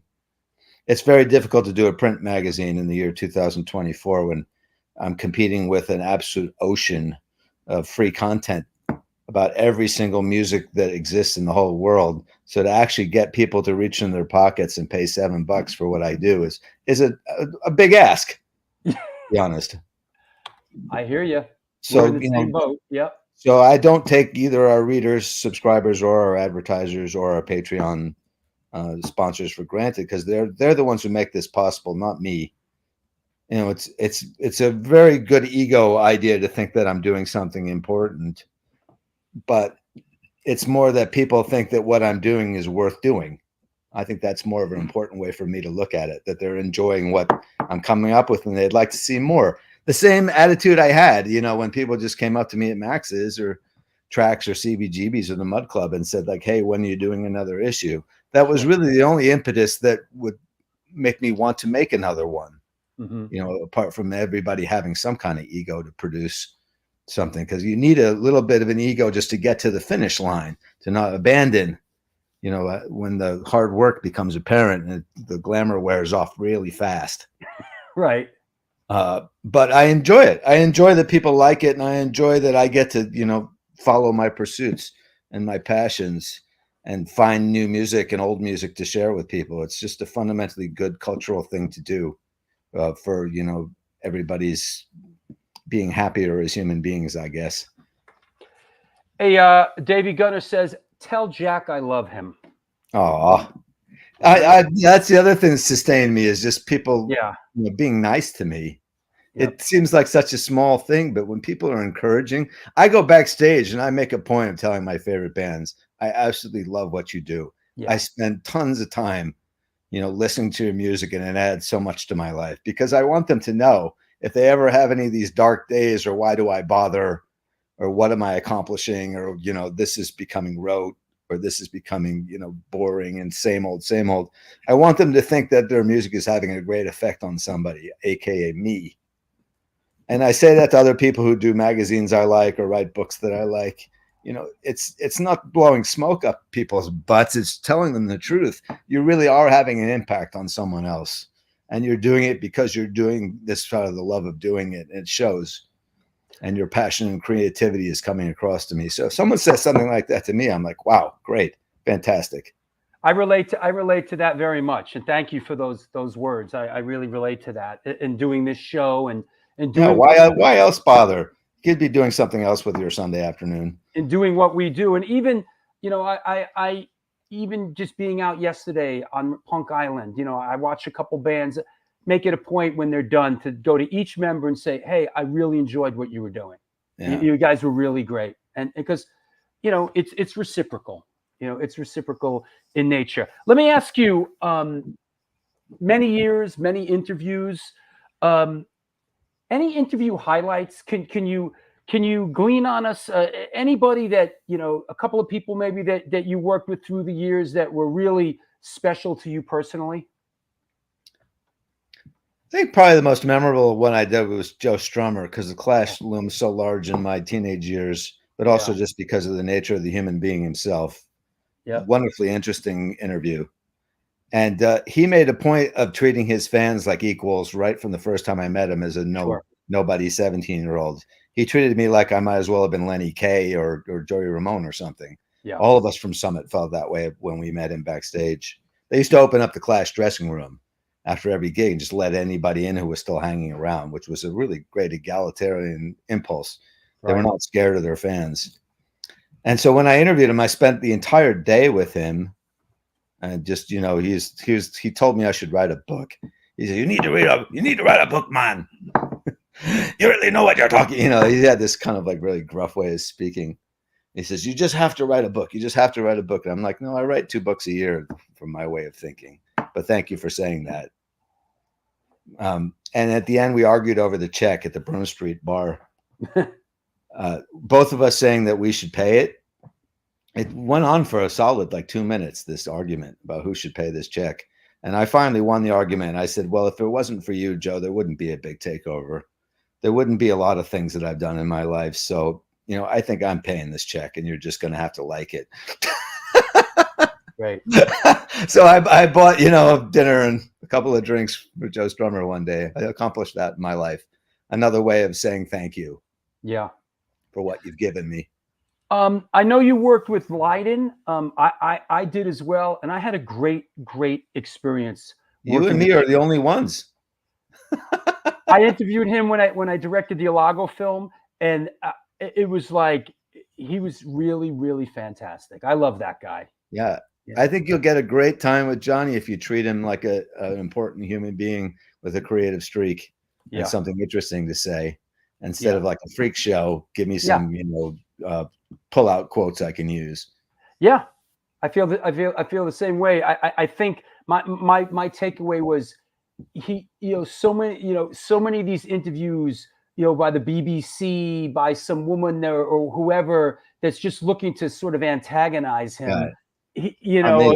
Sid Vicious. Tell us about Sid Vicious, and it was just great to talk to him about New York and stuff. He was fantastic. I do remember him clinking beers with me in the middle of the interview. So I said, this is going well. Yep. Having been warned he was going to eat me for lunch like he usually did interviewers. He was very complimentary of my questions, which apparently, was something he wasn't expecting. He loves New York too. For Spin at the time. Yeah. And we ended up talking about his days, running a animal show about like swimming with great white sharks and being stung by 1,000,000 bees in the middle of a bee cage. We talked about Captain Beefheart and Johnny Thunders and stuff like that. I love talking to him about the song that he wrote about Johnny Thunders, New York by the Sex Pistols. Yeah. And of course, Johnny's response, London Boys. He said, yeah, we were completely taking the piss out of him, but it was done out of pure affection. Sure. Because we just loved what he was doing at that time, in the New York Dolls and we just like, get off those pills, buddy. Did you interviewed Brian Wilson, right? Yes. Very odd interview that was. That must have been interesting. Rest in peace, his wife. She couldn't have been nicer to us when we came by their house, and he was delayed by an hour doing other interviews. She was like feeding us sandwiches and drinks next to the pool. She was so lovely. And he was lovely too. He was just like her. Very hospitable, very friendly. Glad to see you. Absolutely pleased that you were a longtime fan of the Beach Boys and thought that Smile and Pet Sounds were among the greatest recordings in history, stuff like that. Yeah. But he was obviously kind of mentally damaged just a little bit because he had to repeat every question before he answered it. Like if I said, so Drew, you know, how are you doing today? He'd say, how am I doing today? Oh, I'm doing fine. Thanks for asking. You know, like his answers would be really, really succinct and not at all impaired at all. But he had to do this thing first.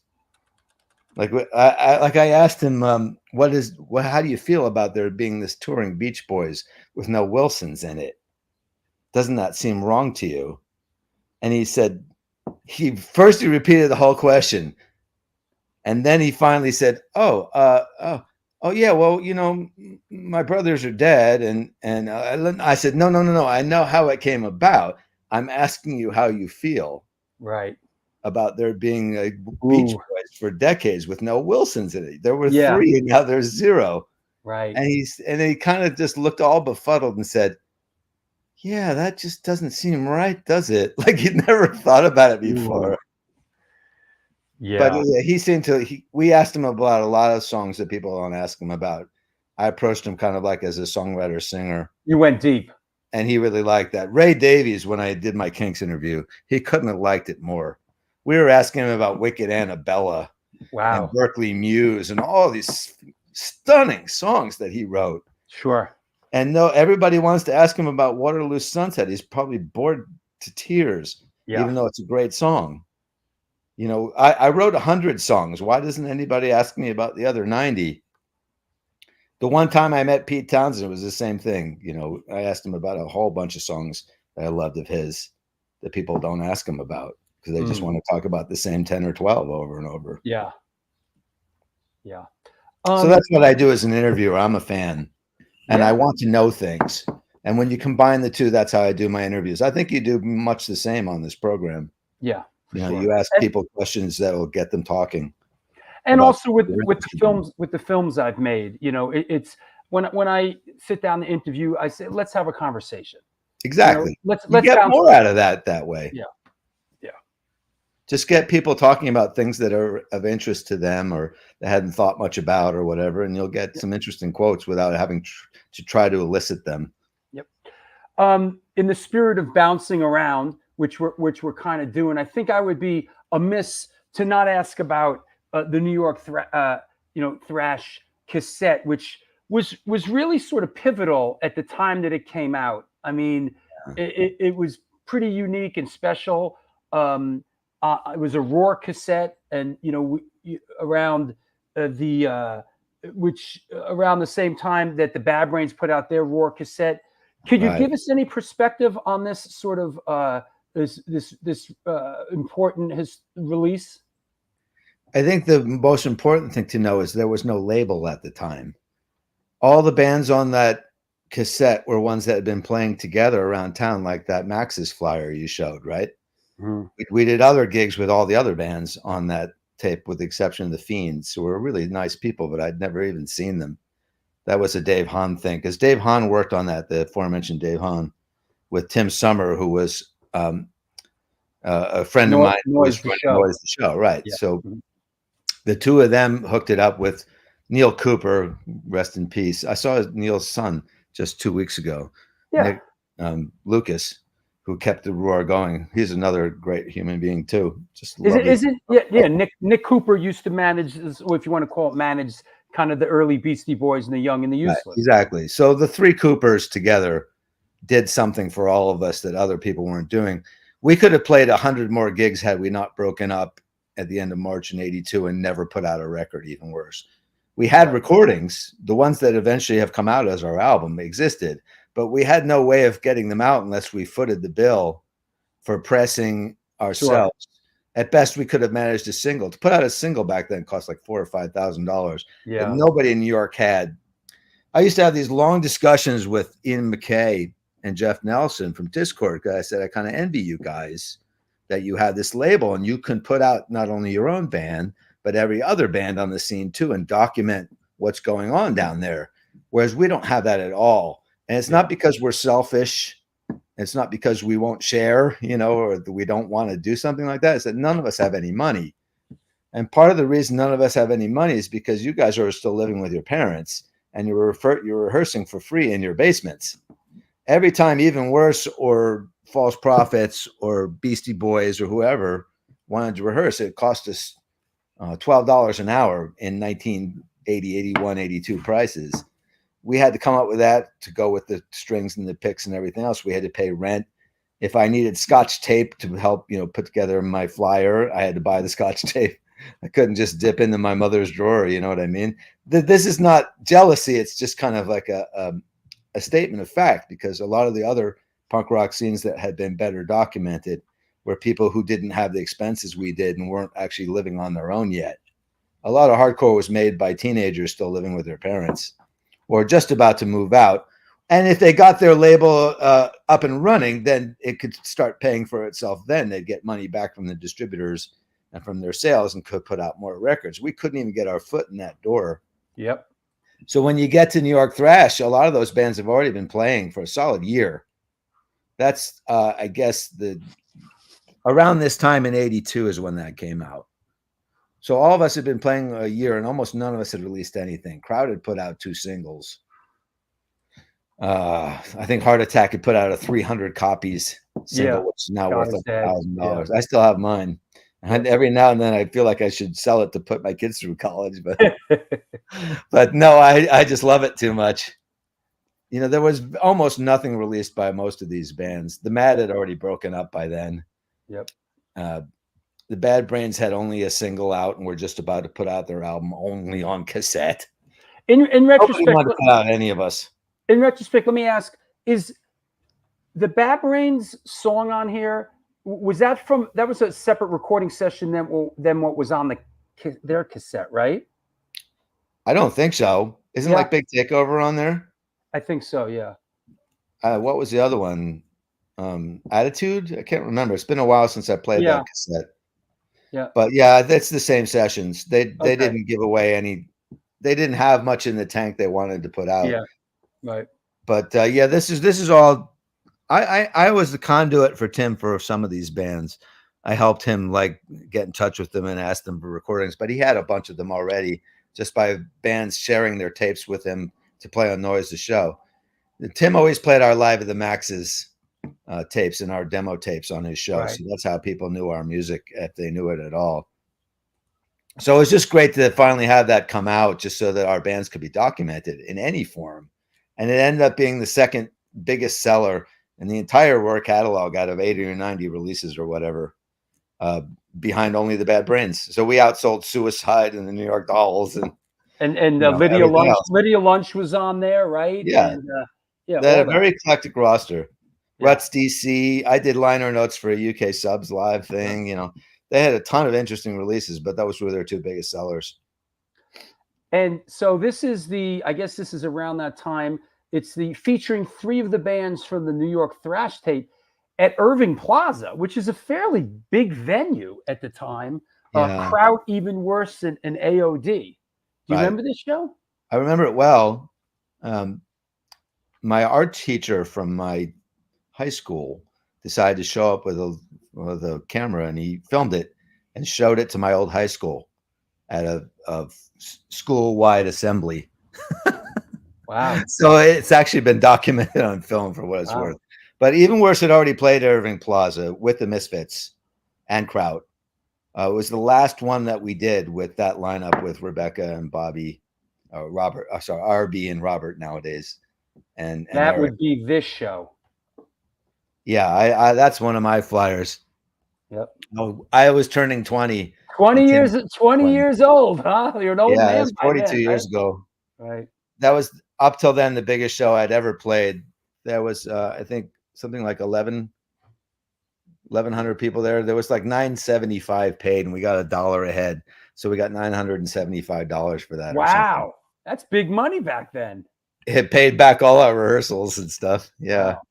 And some of our recording costs for what became our album. Yep.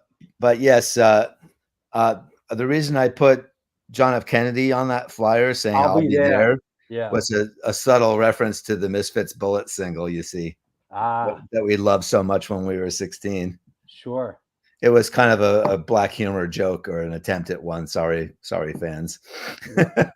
Yeah. I'd probably be in really poor taste, but punk rock had a real black humor streak that I thought was hilarious. So I was trying to go with that. But yeah, I flew in a girl that I was kind of quasi dating at the time from Los Angeles, my friend Samishta Brahm, and she was there. It was just a wonderful night for us, except that we broke up. The rest of the band was fed up with me, probably deservedly so, and decided that we were not going to be playing anymore. And that was our final performance. The other one you're seeing there is I decided to continue the band with new people. A dubious decision on my part, but at least we still had fun for another year and a half doing shows, and we had Thurston Moore on guitar from Sonic Youth. We were trying to do a totally different version of the band, kind of making fun of hardcore and punk rock while we were playing songs. So this is the last in my archive. This is 84. This is February 4th, 84. You're playing with Kraut up at Pogo's. I think it was actually Anthrax, wasn't it? Says maybe Pogo's was Pogo's. Maybe Anthrax was called Pogo's early on. No, this would have been 83. Then we did play up there with Thurston Moore on guitar and Timmy Summer on bass. So that's what it was. The last gig we did was Anthrax. It would have been, I think, January 84. We opened for Adrenaline OD. Mm-hmm. And I borrowed Dave Scott's drum set because he was always a really good pal too. And my drum set was always freaking falling apart. It was absolute shambles.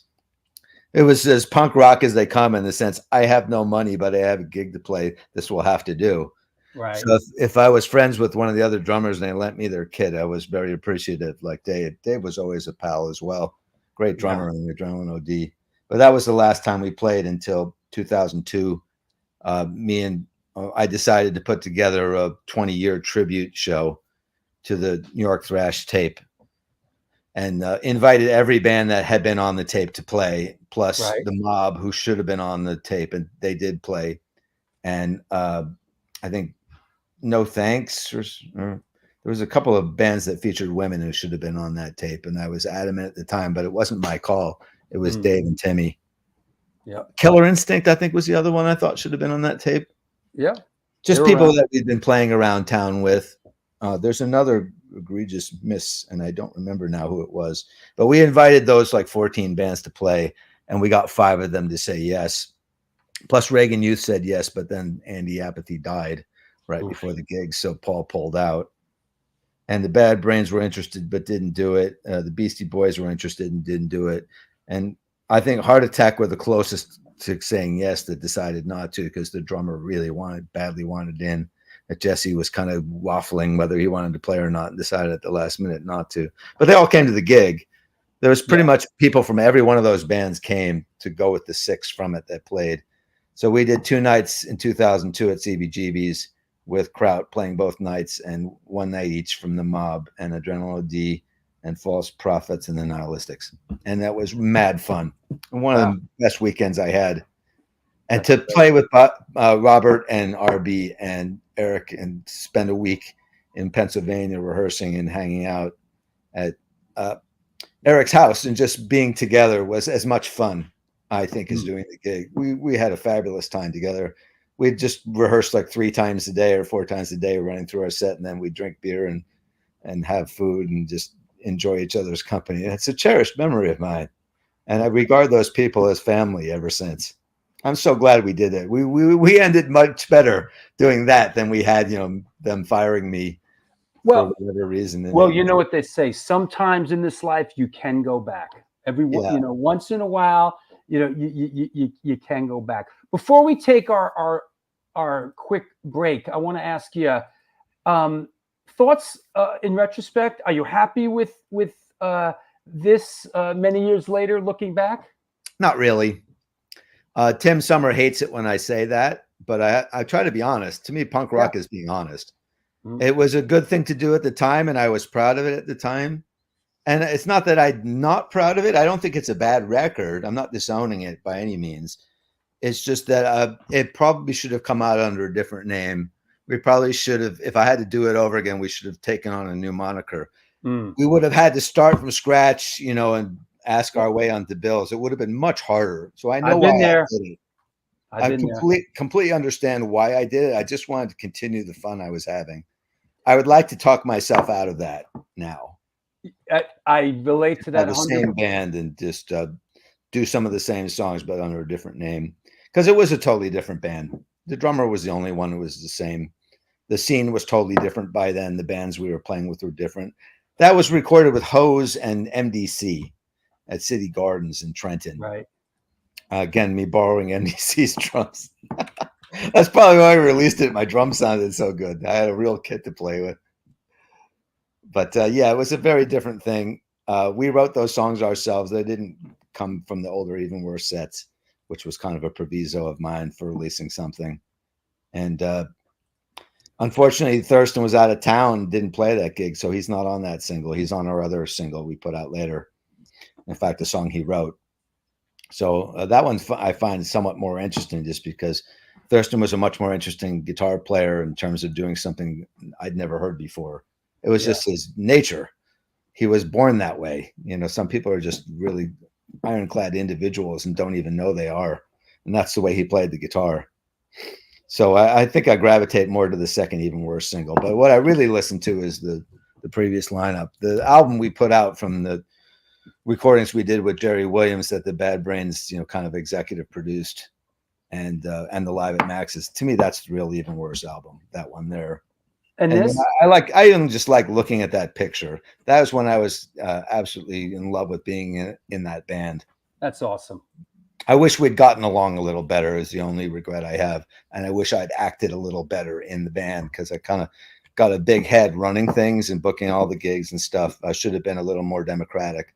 But, you know, I was 20 years old, 19 years old. And I've got to, you know, kind of like remember that I wasn't exactly fully mature at the time. I was doing my best. And I'm glad we did the 2002 shows and put out that record because that is the memories I have of that band. Is all the good stuff we did, even when we were first around. We did have lots of fun, even when we weren't getting along, and we really did like playing the shows we did until the end. I agree, and I totally relate to what you said. You know, when I joined Antidote, you know, Antidote was a bit of a hardcore band, and then we kind of changed, and then we broke up for a while, and then we came back in '89 and did shows under another name, but it wasn't really getting anywhere. So we decided to call it Antidote. And then we put out this record, Return to Burn, and it just freaked everybody out. It was just so different than what people expected the band Antidote. And yeah, but to me, that's punk rock. If that's what the music you wanted to make, you have to make it. That is the essence of, to me, what punk is be yourself, be honest, be yourself, follow your passions. Yep. I'm not embarrassed about the Even Worse records we put out in terms of their direction. In fact, the last single is really just a pop record. Mm-hmm. That's Sumista wrote a song and we recorded it, and I really, really like it. Yeah. But it's more just that we should have changed the name. Yeah. And I mean, no disrespect to Tim Summer or Thurston Moore, obviously. They were, you know, really good in that band. And that was actually the most fun I had, not doing the gigs, but just hanging around with the other people because we got along so well. But I think the music was way better with RB singing because she was fantastic. And Robert was a tremendous guitar player. He was head and shoulders above the rest of us as a musician. And, you know, Eric was a good bass player and we had some really good material and good shows. So I prefer to be represented by that album is all.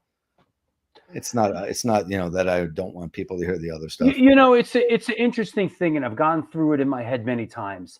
It's like, should we have put it out under another name? Then again, by putting it out as an Antidote record, More people heard it. Yeah. People heard it. It kept the name out there. It kept things moving. So, you know, it is what it is, right? Right. You know? Well, you know, it's small beans too in the history of punk. What happened to Even Worse? We were always fighting an uphill battle because we were a holdover from that second scene. That's from right. The Stimulators, Bad Brains thing. And a lot of the new bands that came up that were the same age as us were playing harder, faster, less nuanced music, shall we say. Mm-hmm. Oh, there you go. And Bobby, obviously, we knew from his Misfit days. So he was another holdover starting a new band. And UXA. I remember UXA, yeah. Dee Dee was sleeping with Dave Stein when I was living with him. So she would bartend until 4 a.m. and get to our house at 4:15 and bash on my door, and Dave's bedroom was on the other side, so I'd hear it and he wouldn't. So I had to get up out of bed at freaking 4:15 in the morning every damn night to let in Dee Detroit so she could sleep with my roommate. That was a raw deal, man. But she was, you know, completely Looney Tunes. So absolutely cornflakes, crackers, crazy, but otherwise a nice person. So I like her it band. says, Even Worse will open the show around 10:30. Those are the days when the first band would play at 10:30, the next band would play at 11:30, the headlining band would go on at 2 a.m. Yeah, well, I could do worse than that. Those Heartbreakers shows I was talking about, Yeah. they were 10 and 1, and the opening band would play both sets. So the opening band went on 1:15 for the second set, and then the headliner around 2:15 and finished around 3:30.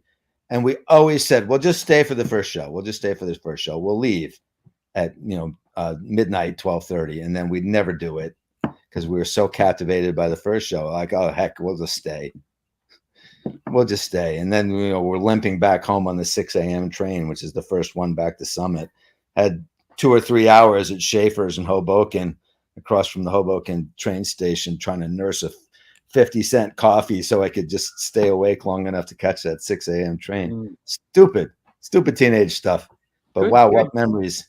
Good teenage stuff. I'm just kind of going through the archive a little bit here that I have.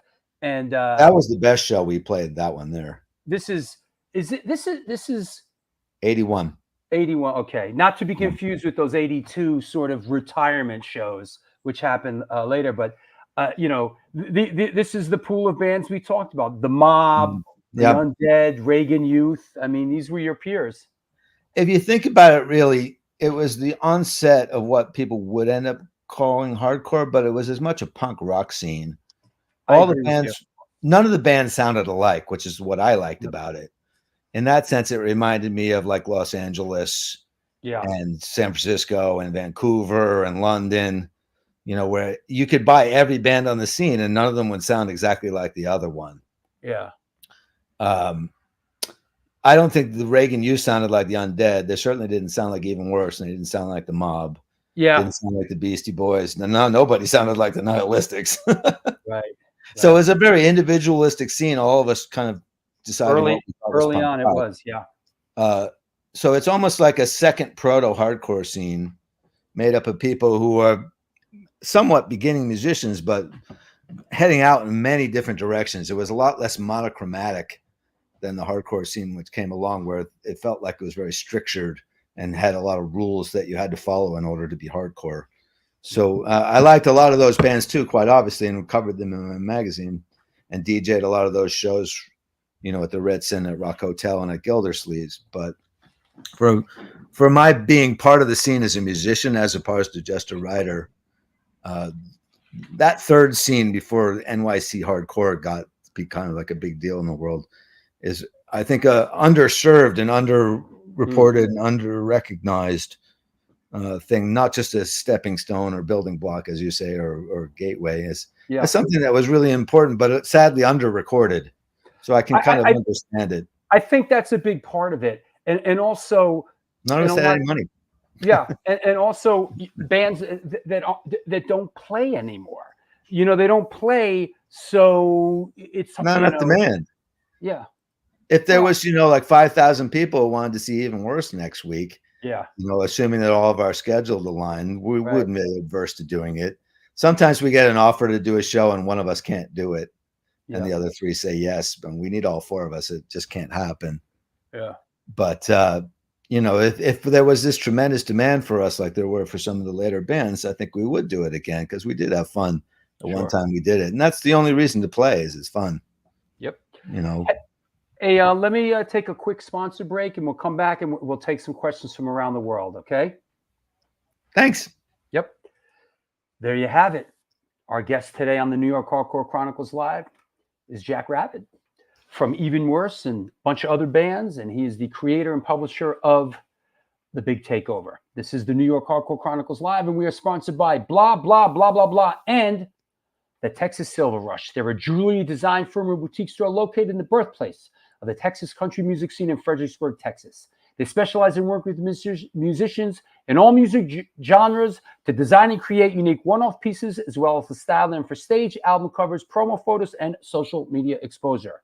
The client list includes Rock and Roll Hall of Famers Greg Relay, Ringo Starr, and of course, Agnostic Front. Information on online sales are being taken at their Facebook and Instagram pages, and of course, www.texassilverrush.com. Last but not least, Mad Vintage buys, sells, and collects band shirts, primarily hardcore. The DIY operation was started and is operated by a hardcore kid who just loves collecting and eventually got into vintage clothing, specifically the realm of vintage band shirts. They are always looking to buy out collections to either keep, sell, or trade. New shirts added daily at www.madvintage.com and posted on Instagram. Dig deep into that closet of crap. Reach out to them. Help me help you, Mad Vintage. That said, a couple of events coming up. Events. This Friday. Yes, this Friday. Out in New Jersey at Debonair Music Hall.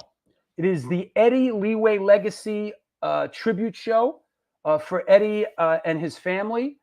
Dog Eat Dogs headlining, Enrage. We're playing ID, Robots and Monsters, Scarhead. Speaking of Nihilistics, there you go. That's this Friday. If you're out in Jersey, we're gonna come up there. We're gonna crush it for a good 25 minutes. Well, thank you, Christy Solomon. Glad you're enjoying it. I'm enjoying it too. And then a week after that, a benefit for HR, a tribute to the music of the Bad Brains. Jesse Mallon put this together. We Incendiary Device were honored to ask to play. I'm also doing a song with the All-Star Band. Ma'afa's opening the show. Pete from Scream, Jimmy G from Murphy's Law, Eugene from Go Go Bordello, Ralphie G from The Mob, Ryan Bland from Ache. This is going to be a fantastic show. Tickets, is that right, Larry Kelly? You're going to be there? If you're there, I'm there, brother.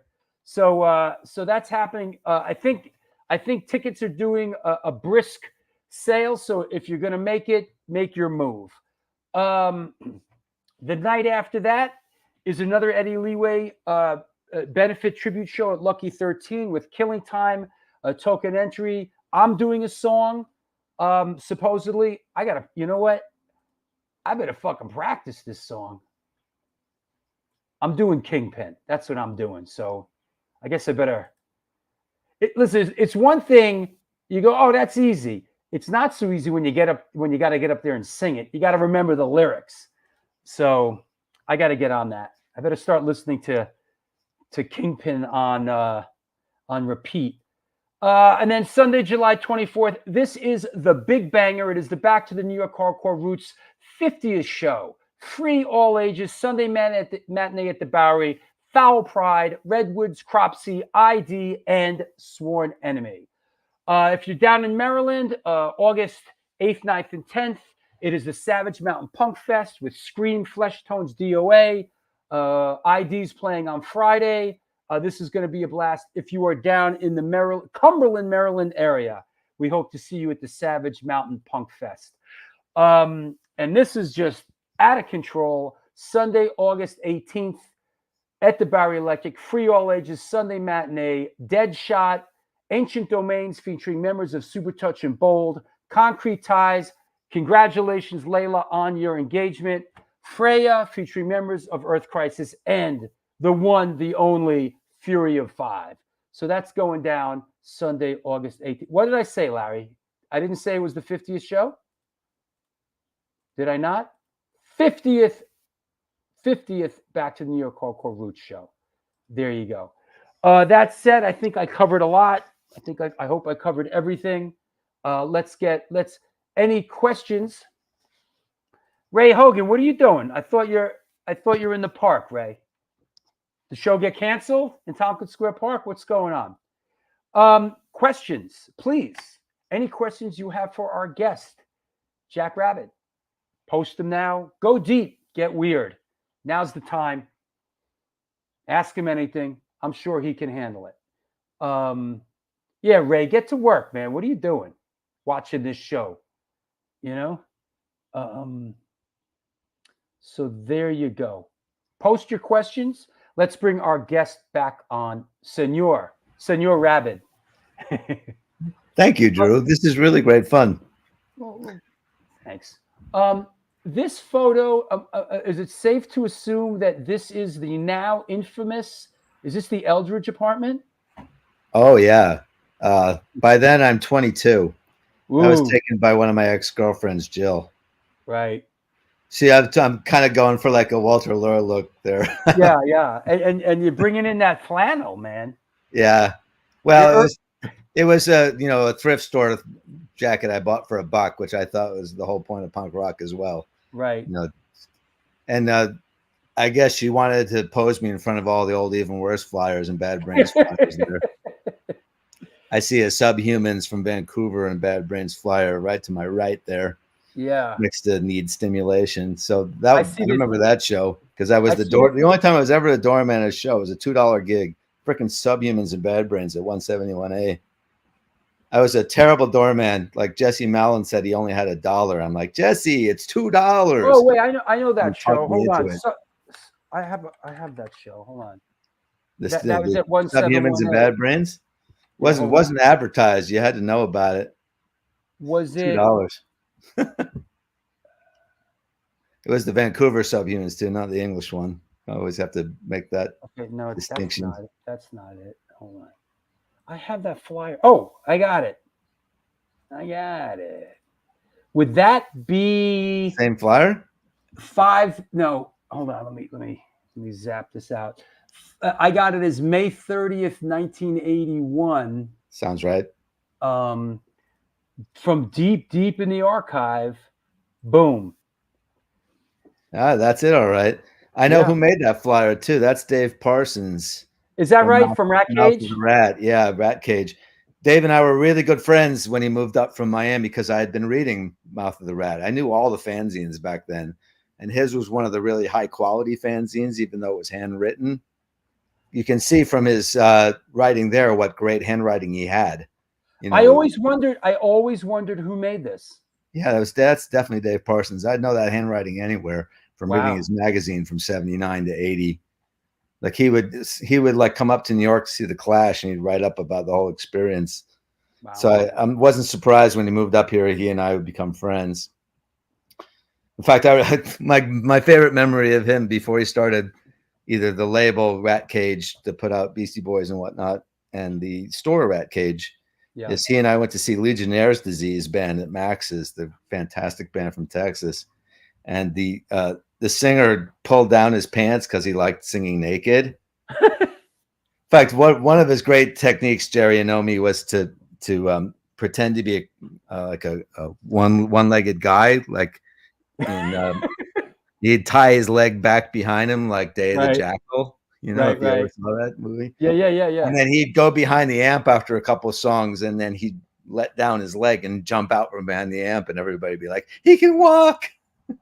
That's great. But then when he got naked, I remember Dave Parsons saying to me, he goes like, "Is that all he's got after rubbing it so long?" That's great. It's a quintessential Dave Parsons, Dave Rat Cage quote, because it was just so funny at the time. Like that wasn't really what I was thinking, but okay, Dave. Here's a question. But yeah, he was a great fellow, and another unsung hero of this whole scene. Later known as Daisy, right? Yes, he ended up becoming a woman. Yep. He was really friendly and really smart. A kind soul. Huh? He was a kind soul. Yeah, him and his girlfriend Kathy took to the New York scene almost immediately upon moving here and became a part of our circle, and we just love those folks. And the record store was fun too. Yep. But you mentioned like the Beastie Boys; they became the most famous thing of any of this scene, having nothing to do with their punk rock days. But I was just thinking when you were showing that Bad Brains Even Worse flyer, that was the last time we played with them. Actually, we played with them about 8 or 9 times, and the best of all, aside from that gig, was the earlier lineup with Nick Martin and Dave Stein and John Barry before he started the Beastie Boys. We did 2 nights with the Bad Brains, this little club called Botany. It was December 26th and 27th, 1980. And to me, that represents the absolute final bit of that second scene because everybody was there. who had been part of that. Like Nasty Facts people were there, the Awfuls people were there, the Stimulators people were there, the Dots people were there, and about 80 people from Summit, which just absolutely floored me and Dave Stein, that everybody that we'd known from high school decided to come out to this gig because we'd been telling them about Bad Brains for a solid 2 years, and they wanted to see their friends in this band. So it was sold out both nights, and it was just an incredible experience. The last bit of pre-hardcore there, before the word hardcore even existed, when it was just punk rock. Boom. That's it. Yes. There you go. And that's when the Bad Brains looked like that. They were still pre-Rasta even. So it's Bad Brains, just a punk rock Botany thing. Rocks, 2 days, right around Christmas. 1980. DJ Phil Rose. I'm not familiar with that name. He was friend of Dave Hahn's. Dave Hahn made that photo. If the Mad had existed, they could have been on the bill too, but they'd largely broken up by then. Julie had been kind of out of commission, having joined the Cramps, their guitar player. But yeah, Phil Rose did those things because it was decided I'd be too busy being in the band and DJing as well, even though I'd done it a couple times at Tier 3. So and I said, think is the reason it was Botany Rocks is because I'm looking at 27th and 28th, and that was the Floral District, right? Yeah, the Botany District, exactly. I saw about 10 gigs there. I think I saw the High Sheriffs of Blue and Mofungo. I mean, my tastes were quite wide ranging, even as a teenage punk rocker. I liked all kinds of stuff that I thought was punk rock, which included art rock and post-punk and noise and, you know, like Suicide and the Screamers and everything like that. So I was always kind of out and about around town checking everything out. Yeah. I'd just seen Bauhaus's American debut 3 months before that, when they played at the original Danceteria on the West Side in the 30s with Tuxedo Moon opening. That was where my head was at. I was into everything. Wow. So, I remember the original Danceteria. Yeah, a photo of me in the front row ended up at the MoMA. They had an exhibit for Club 57, and somebody took a picture of Bauhaus, not knowing me from Adam. And because I was in the front row, this picture at the Modern Museum of Art was sitting there, and all of my friends saw it and started taking pictures of the picture and texting me like, "Hey, your picture's in the Museum of Modern Art." So Ray, I can prove I was there. Ray Hogan asks, your magazine thrived longer than the print industry as a whole. How difficult did it become when sales outlets went south? For me, maybe not as much as others, because I have a large subscription base. Right. And a lot of people who used to buy it in stores, if their store stopped carrying it, they just sent me a check instead, or got on the website and ordered it. So I didn't necessarily lose all the people who had been buying it in stores. I'm sure I lost an appreciable percentage, though, inevitably, because not everyone wants to take that next step of writing a check and mailing it, or getting on a website and ordering something, or they forget or whatever. So it was unfortunate. The period of our magazine when we had the most readers was the late 90s, because the internet had come along to allow people interested in the kind of music we were talking about to find out we existed. And they'd be like, how have I missed you for 17 years? You know, I didn't even know you were there. So suddenly we had like 40,000, 50,000 readers. It was amazing. Wow. But the internet gave and the internet took away, because by the aughts, there was, as I said, so much free content. People didn't need any more to spend money to read about every band that remotely interested them. So I was left with the diehards, and we're down to like 10,000 now. Not too bad, but not really all that great either. And interestingly enough, on my notes that I rarely look at a show like this, but it's comfortable to know they're there. You know, in my notes, as a question, is the internet a blessing or a curse? It's both. It's both. I have to say, again, you know, the fabulously lucky things that happened in my life is I gave up the magazine for a couple months. No issues were missed. But in 1994, I guess it was, maybe 95, I decided I was done with it. I made up my mind, and I was not going to change my mind back, because my band broke up. Springhouse was no more after all the tours and albums we made. And my girlfriend left me, and I didn't have a dog to run away. I lost my job. I was a country music cliche there. Right. And I said, you know what? Life is trying to tell me something. I'm 38 32 now, and I've had this great time being in the music scene and making a small bit of money from it and eking by a very bare bones existence. But I think life is telling me I need to move on. I have to do something else with my life. So I decided to become a middle school or high school history teacher. That's another one of my passions. I read tons about history, as well as being an economics major in college. I have a unbridled curiosity for a lot of things, and maybe I could make a more positive contribution to the world, teaching young people aspects of history that they're not being taught in their damn history books. I could be sneaky about it and tell people stuff they weren't being served. But that was when the internet was in its infancy, 1994, 95. And this guy called me up one day and said that they were starting a website called Jam TV, and would I write editorials for them every 2 weeks, write a fresh editorial, and we'll give you $750 per editorial for a 1,000-word piece. And I just was kind of staring at the phone. So like, you're going to pay me $18,200 this year to write for like 40 hours? Okay.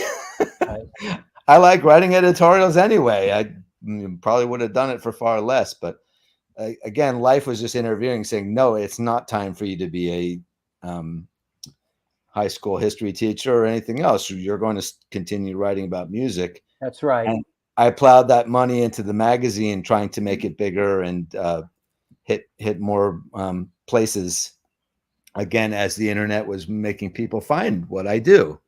So it jived, basically. It synchronized this new way for people to find the magazine I'd been doing for 14 years with readers who were interested in reading it. And I suddenly had a little pocket change to invest in it. And here I am. It's 2024. It's been 30 years since that day, for those months. I even went and got the course catalogs from Hunter College and a couple other places, because I was going to need, a little extra if I was going to be a teacher and get my certificate. I was really that committed.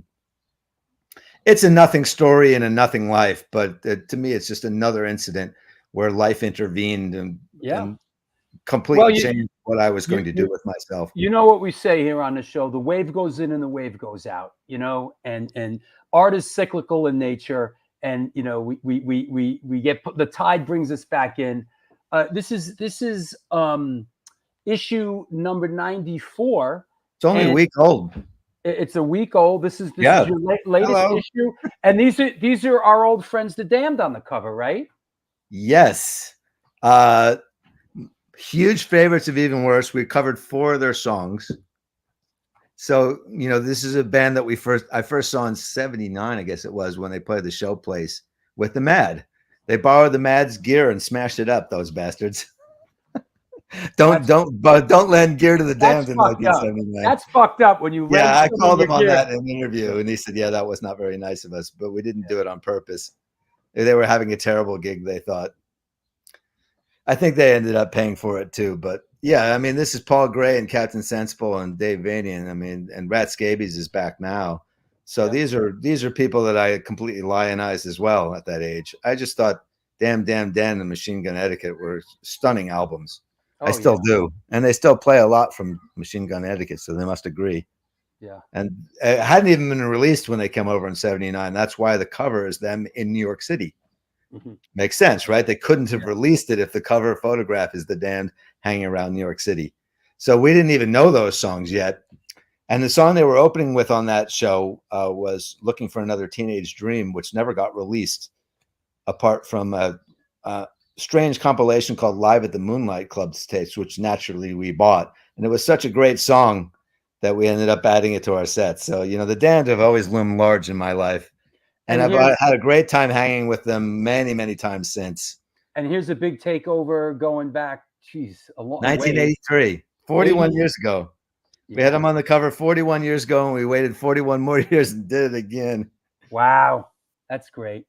I'm going to pull out a photo here because it's a very recent one from about a week ago. Sure. What do you got? It's my son, who's 16 now. I took him to see the Damned, and I introduced him to the great Captain Sensible, which is a fine thing to do. That's last week. That's my son, Jim, with right. the ageless Captain Sensible. Yeah, he's a character. Yeah, he's a That's lovely awesome. human being too, in a very Yeah. strange, funny way. Just one of the zaniest madcap people I've ever met all these years. And he and I share a lot of taste in 60s music. He taught in 83 when I was hanging around with Tim Summer at Network in Long Island because he was doing a big long feature on the Dan for Sounds magazine. Captain took us back to his hotel room and he pulled out like a stack of vinyl that he had. He was looking for some way to play it because he didn't have a record player with him, but he showed us like the Bee Gees first. Okay, I knew that one already, but he showed us like Arthur Lee and Love and the Groundhogs, Screaming Lord Such. He had all this like mania for 60s music that I didn't know Screaming yet. Lord Such was character. Yeah. Well, I mean, now I know all about those people, but I remember sometimes who introduced me to what. And other than this 67 Bee Gees, I didn't know any of that stuff. I'd never even heard Arthur Lee and Love in 1983. And that's another record that I would put in my top 20 anytime somebody asked me, is Forever Changes. So thank you, Captain Sensible, for doing that. Hey, this is a good one. Tread lightly, maybe. What does he think about the Punk Rock Museum? I haven't asked him. I think it's a fabulous idea. I'm not sure it belongs in Las Vegas, but that's not for me to say. Somebody did it. I'm always on the side of the guy who does something instead of saying there ought to be something.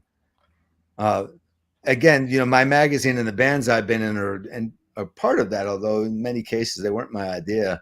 Even Springhouse, Mitch said to me, we ought to form a band. I said, great, you put it together. I got nothing but grief and even worse. Yeah. You do everything. This time I'm not going to be the manager. You be the manager. So I made him put like the ad in the paper and stuff and get our bass player and things like that. But I really am always on the side of the person who says we really should do something. We've got something to say. We've got something to play. We've got something to document. Right on. Talk is cheap, basically. I like that a lot.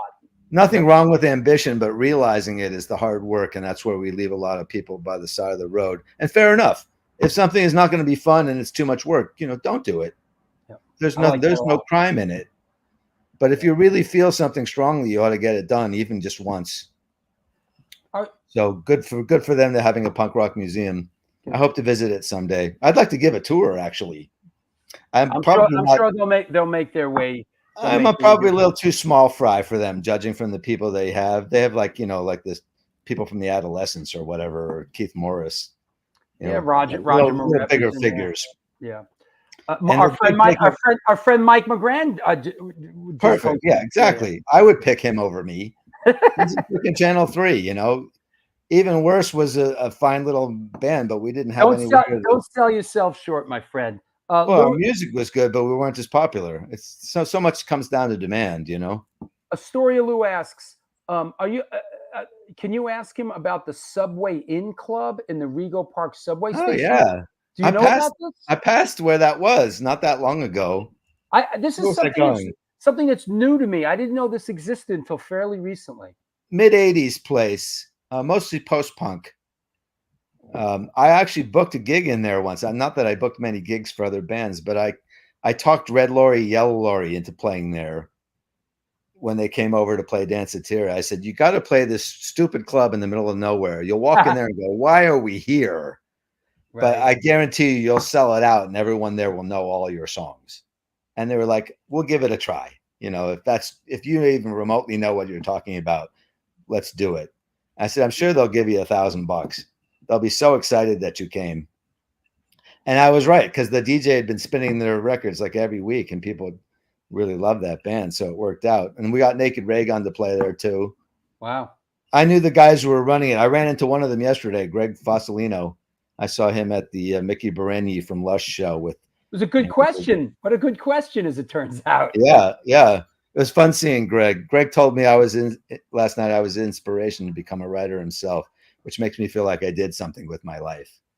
You can never say what you did apart from whether it has a good effect of some sort like that. And I was really delighted to hear him say that. He must have told me before and I forgot.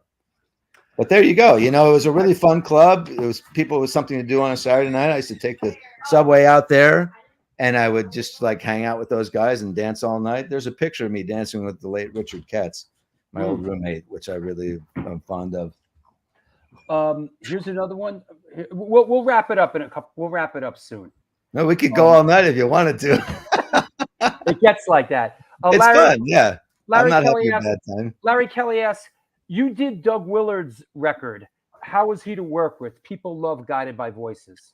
Oh, not Doug Willard. I was like, who's Doug Willard? Doug Gillard. Doug Gillard. I'm sorry. Yeah. My bad. He's been Guided by Voices for years. Yeah.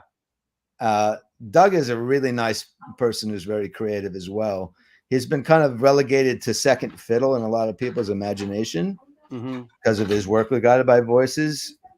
But his own stuff has been just as great. His solo records, including the one I put out on my short-lived label, Pink Frost, with my friend Jeff Kelson.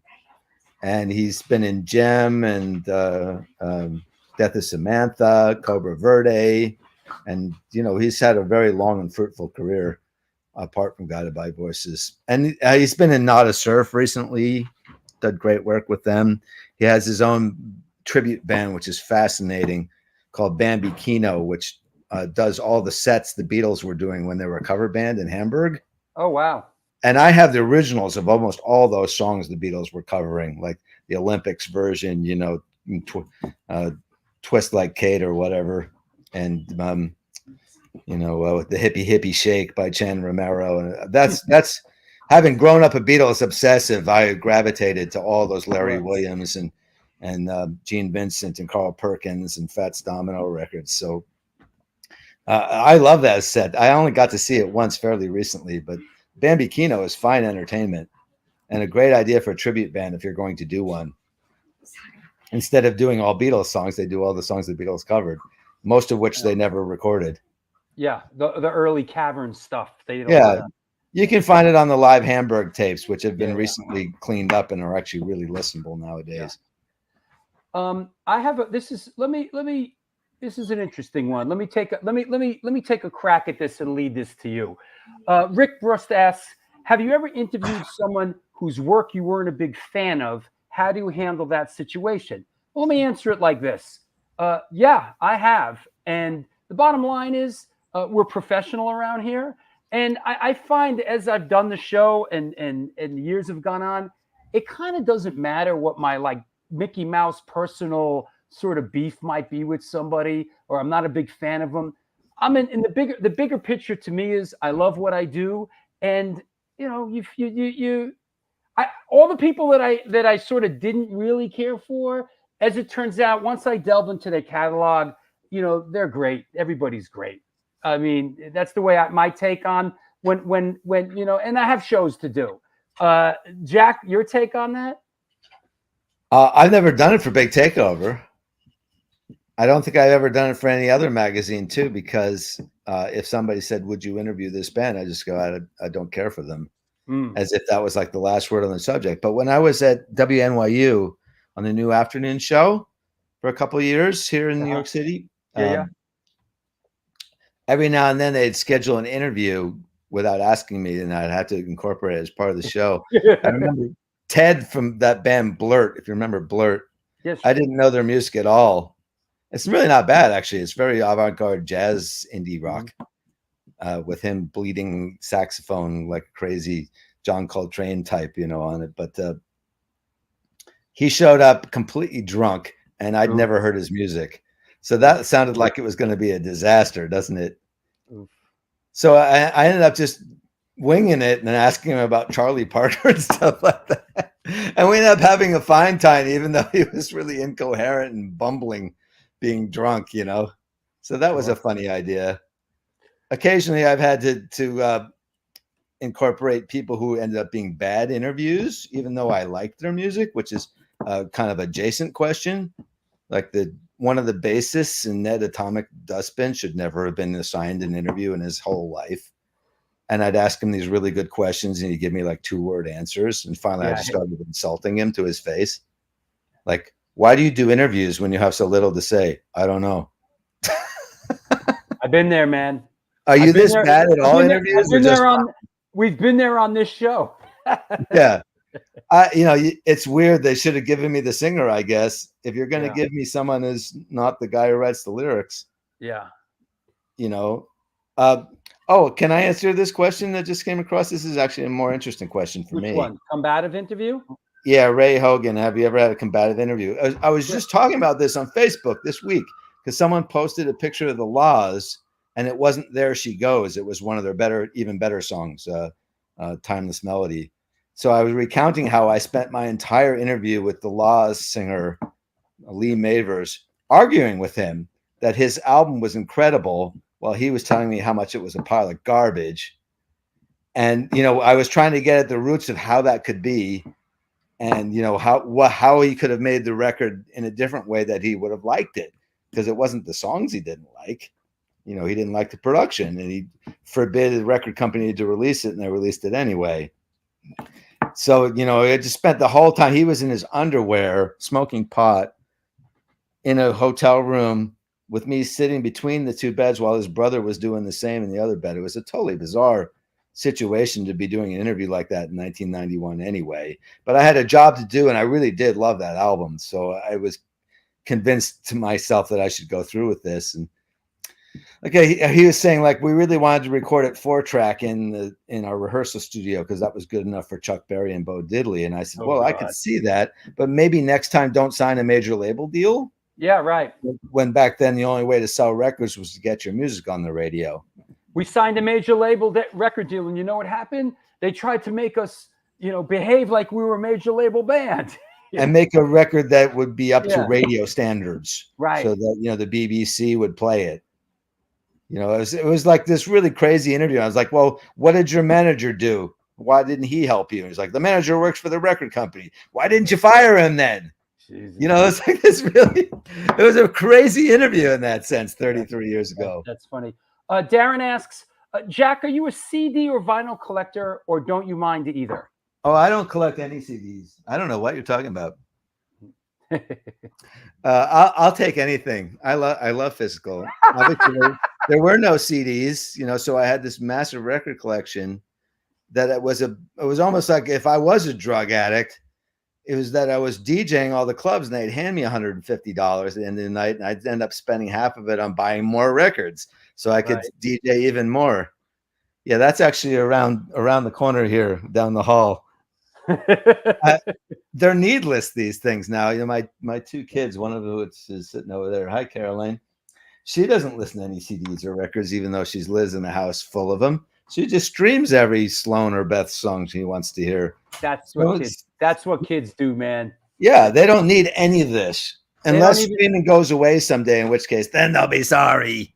Hey, favorite. This is coming from me. Now that we're let's reel off a couple of great record stores from when the late 70s, early 80s in New York City. What were some of your favorite haunts? Well, I worked at Free Being. Oh, wow. Annette. I remember Annette. Yeah. Me and my really good friend Mark Eyebald, who was in Pavement later and kind of still is because they still play nowadays. Right. He's a neighbor of mine these days, and we relive those days working for another cocaine addict, this guy named James.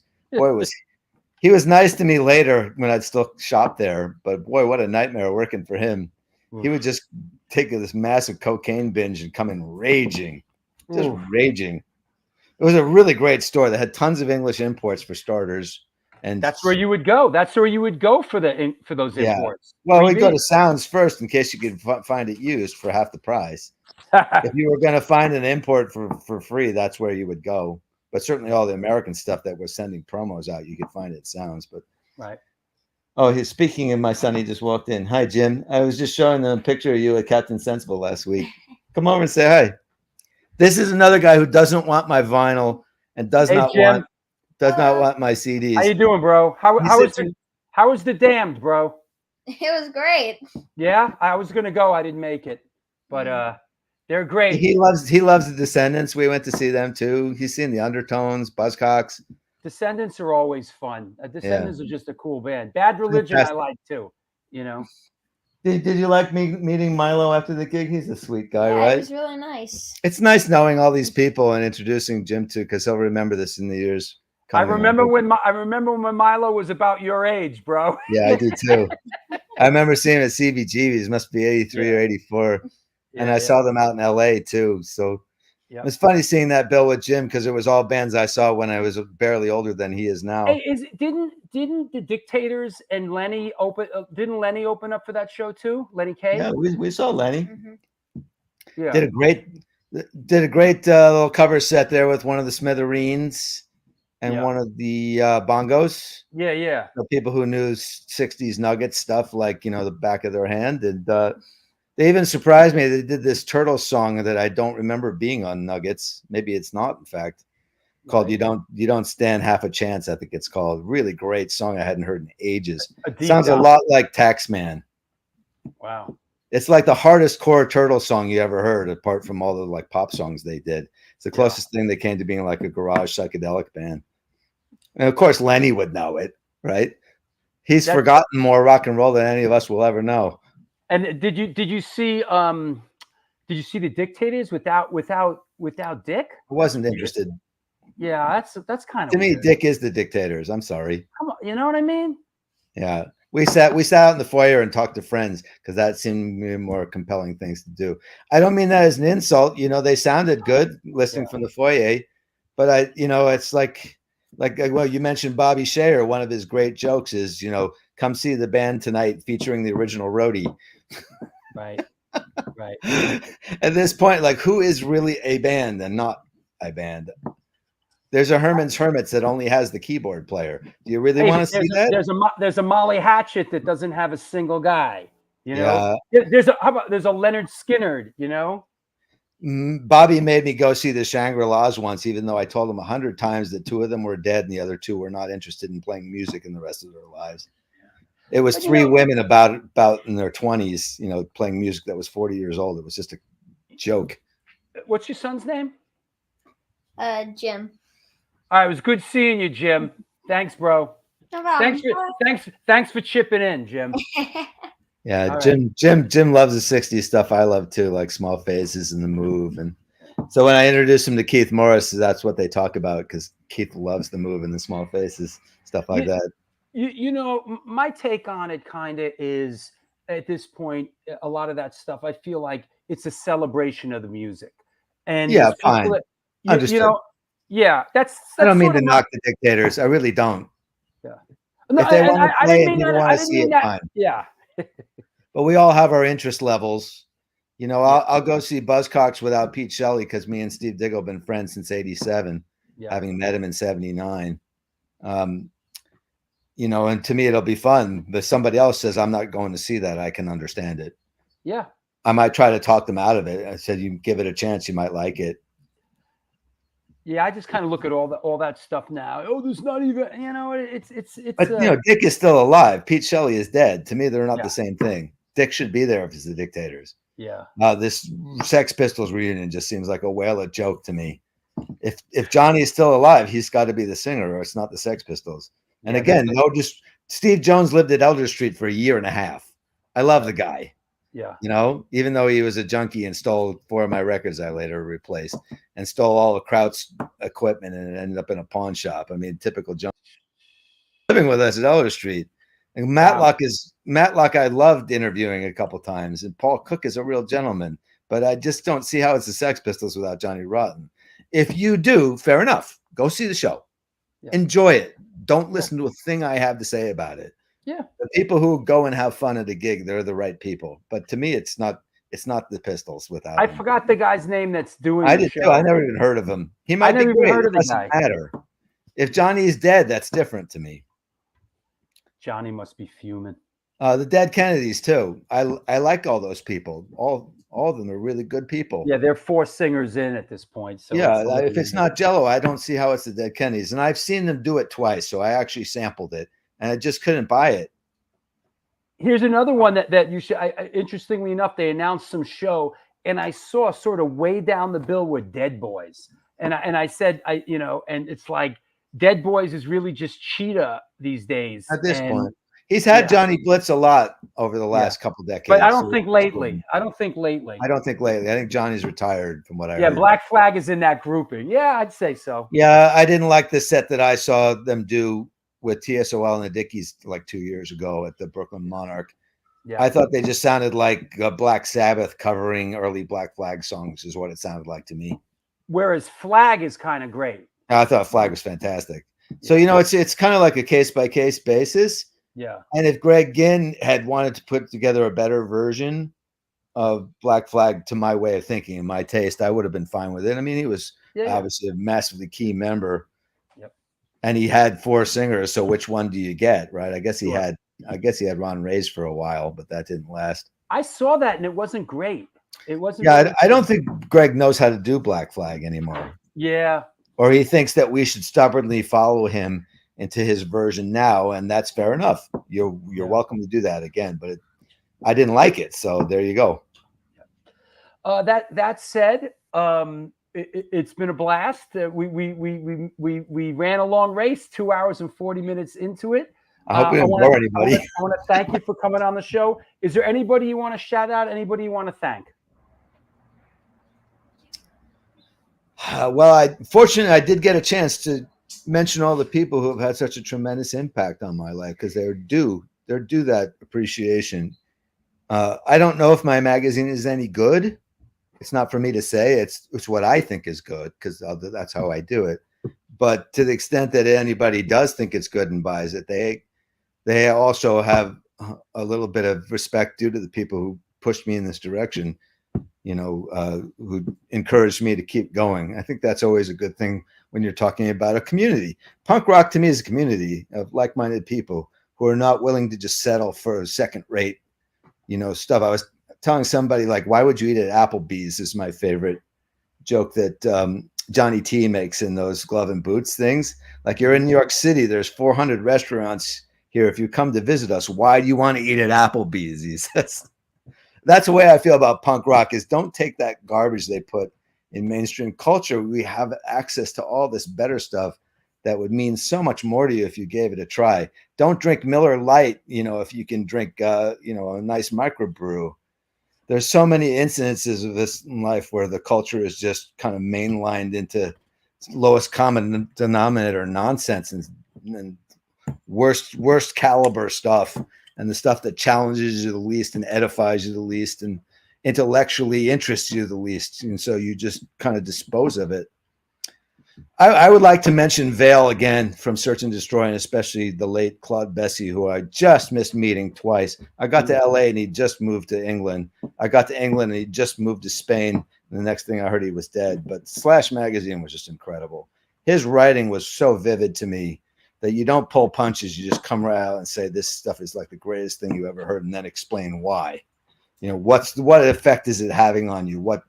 You know, why does it make you feel so much when you're standing in front of the Avengers or the Weirdos or the Dills? You know, it's not just good to say it's really great, man, or it sucks, or it's really fantastic. You have to explain, I think, why anybody should invest 2 minutes of checking out We Got the Neutron Bomb by the Weirdos, or We Are the One by the Avengers, or, you know, Class War by the Dills, and see why it would shake him up so much. It led me to buy those records or borrow them from Nick.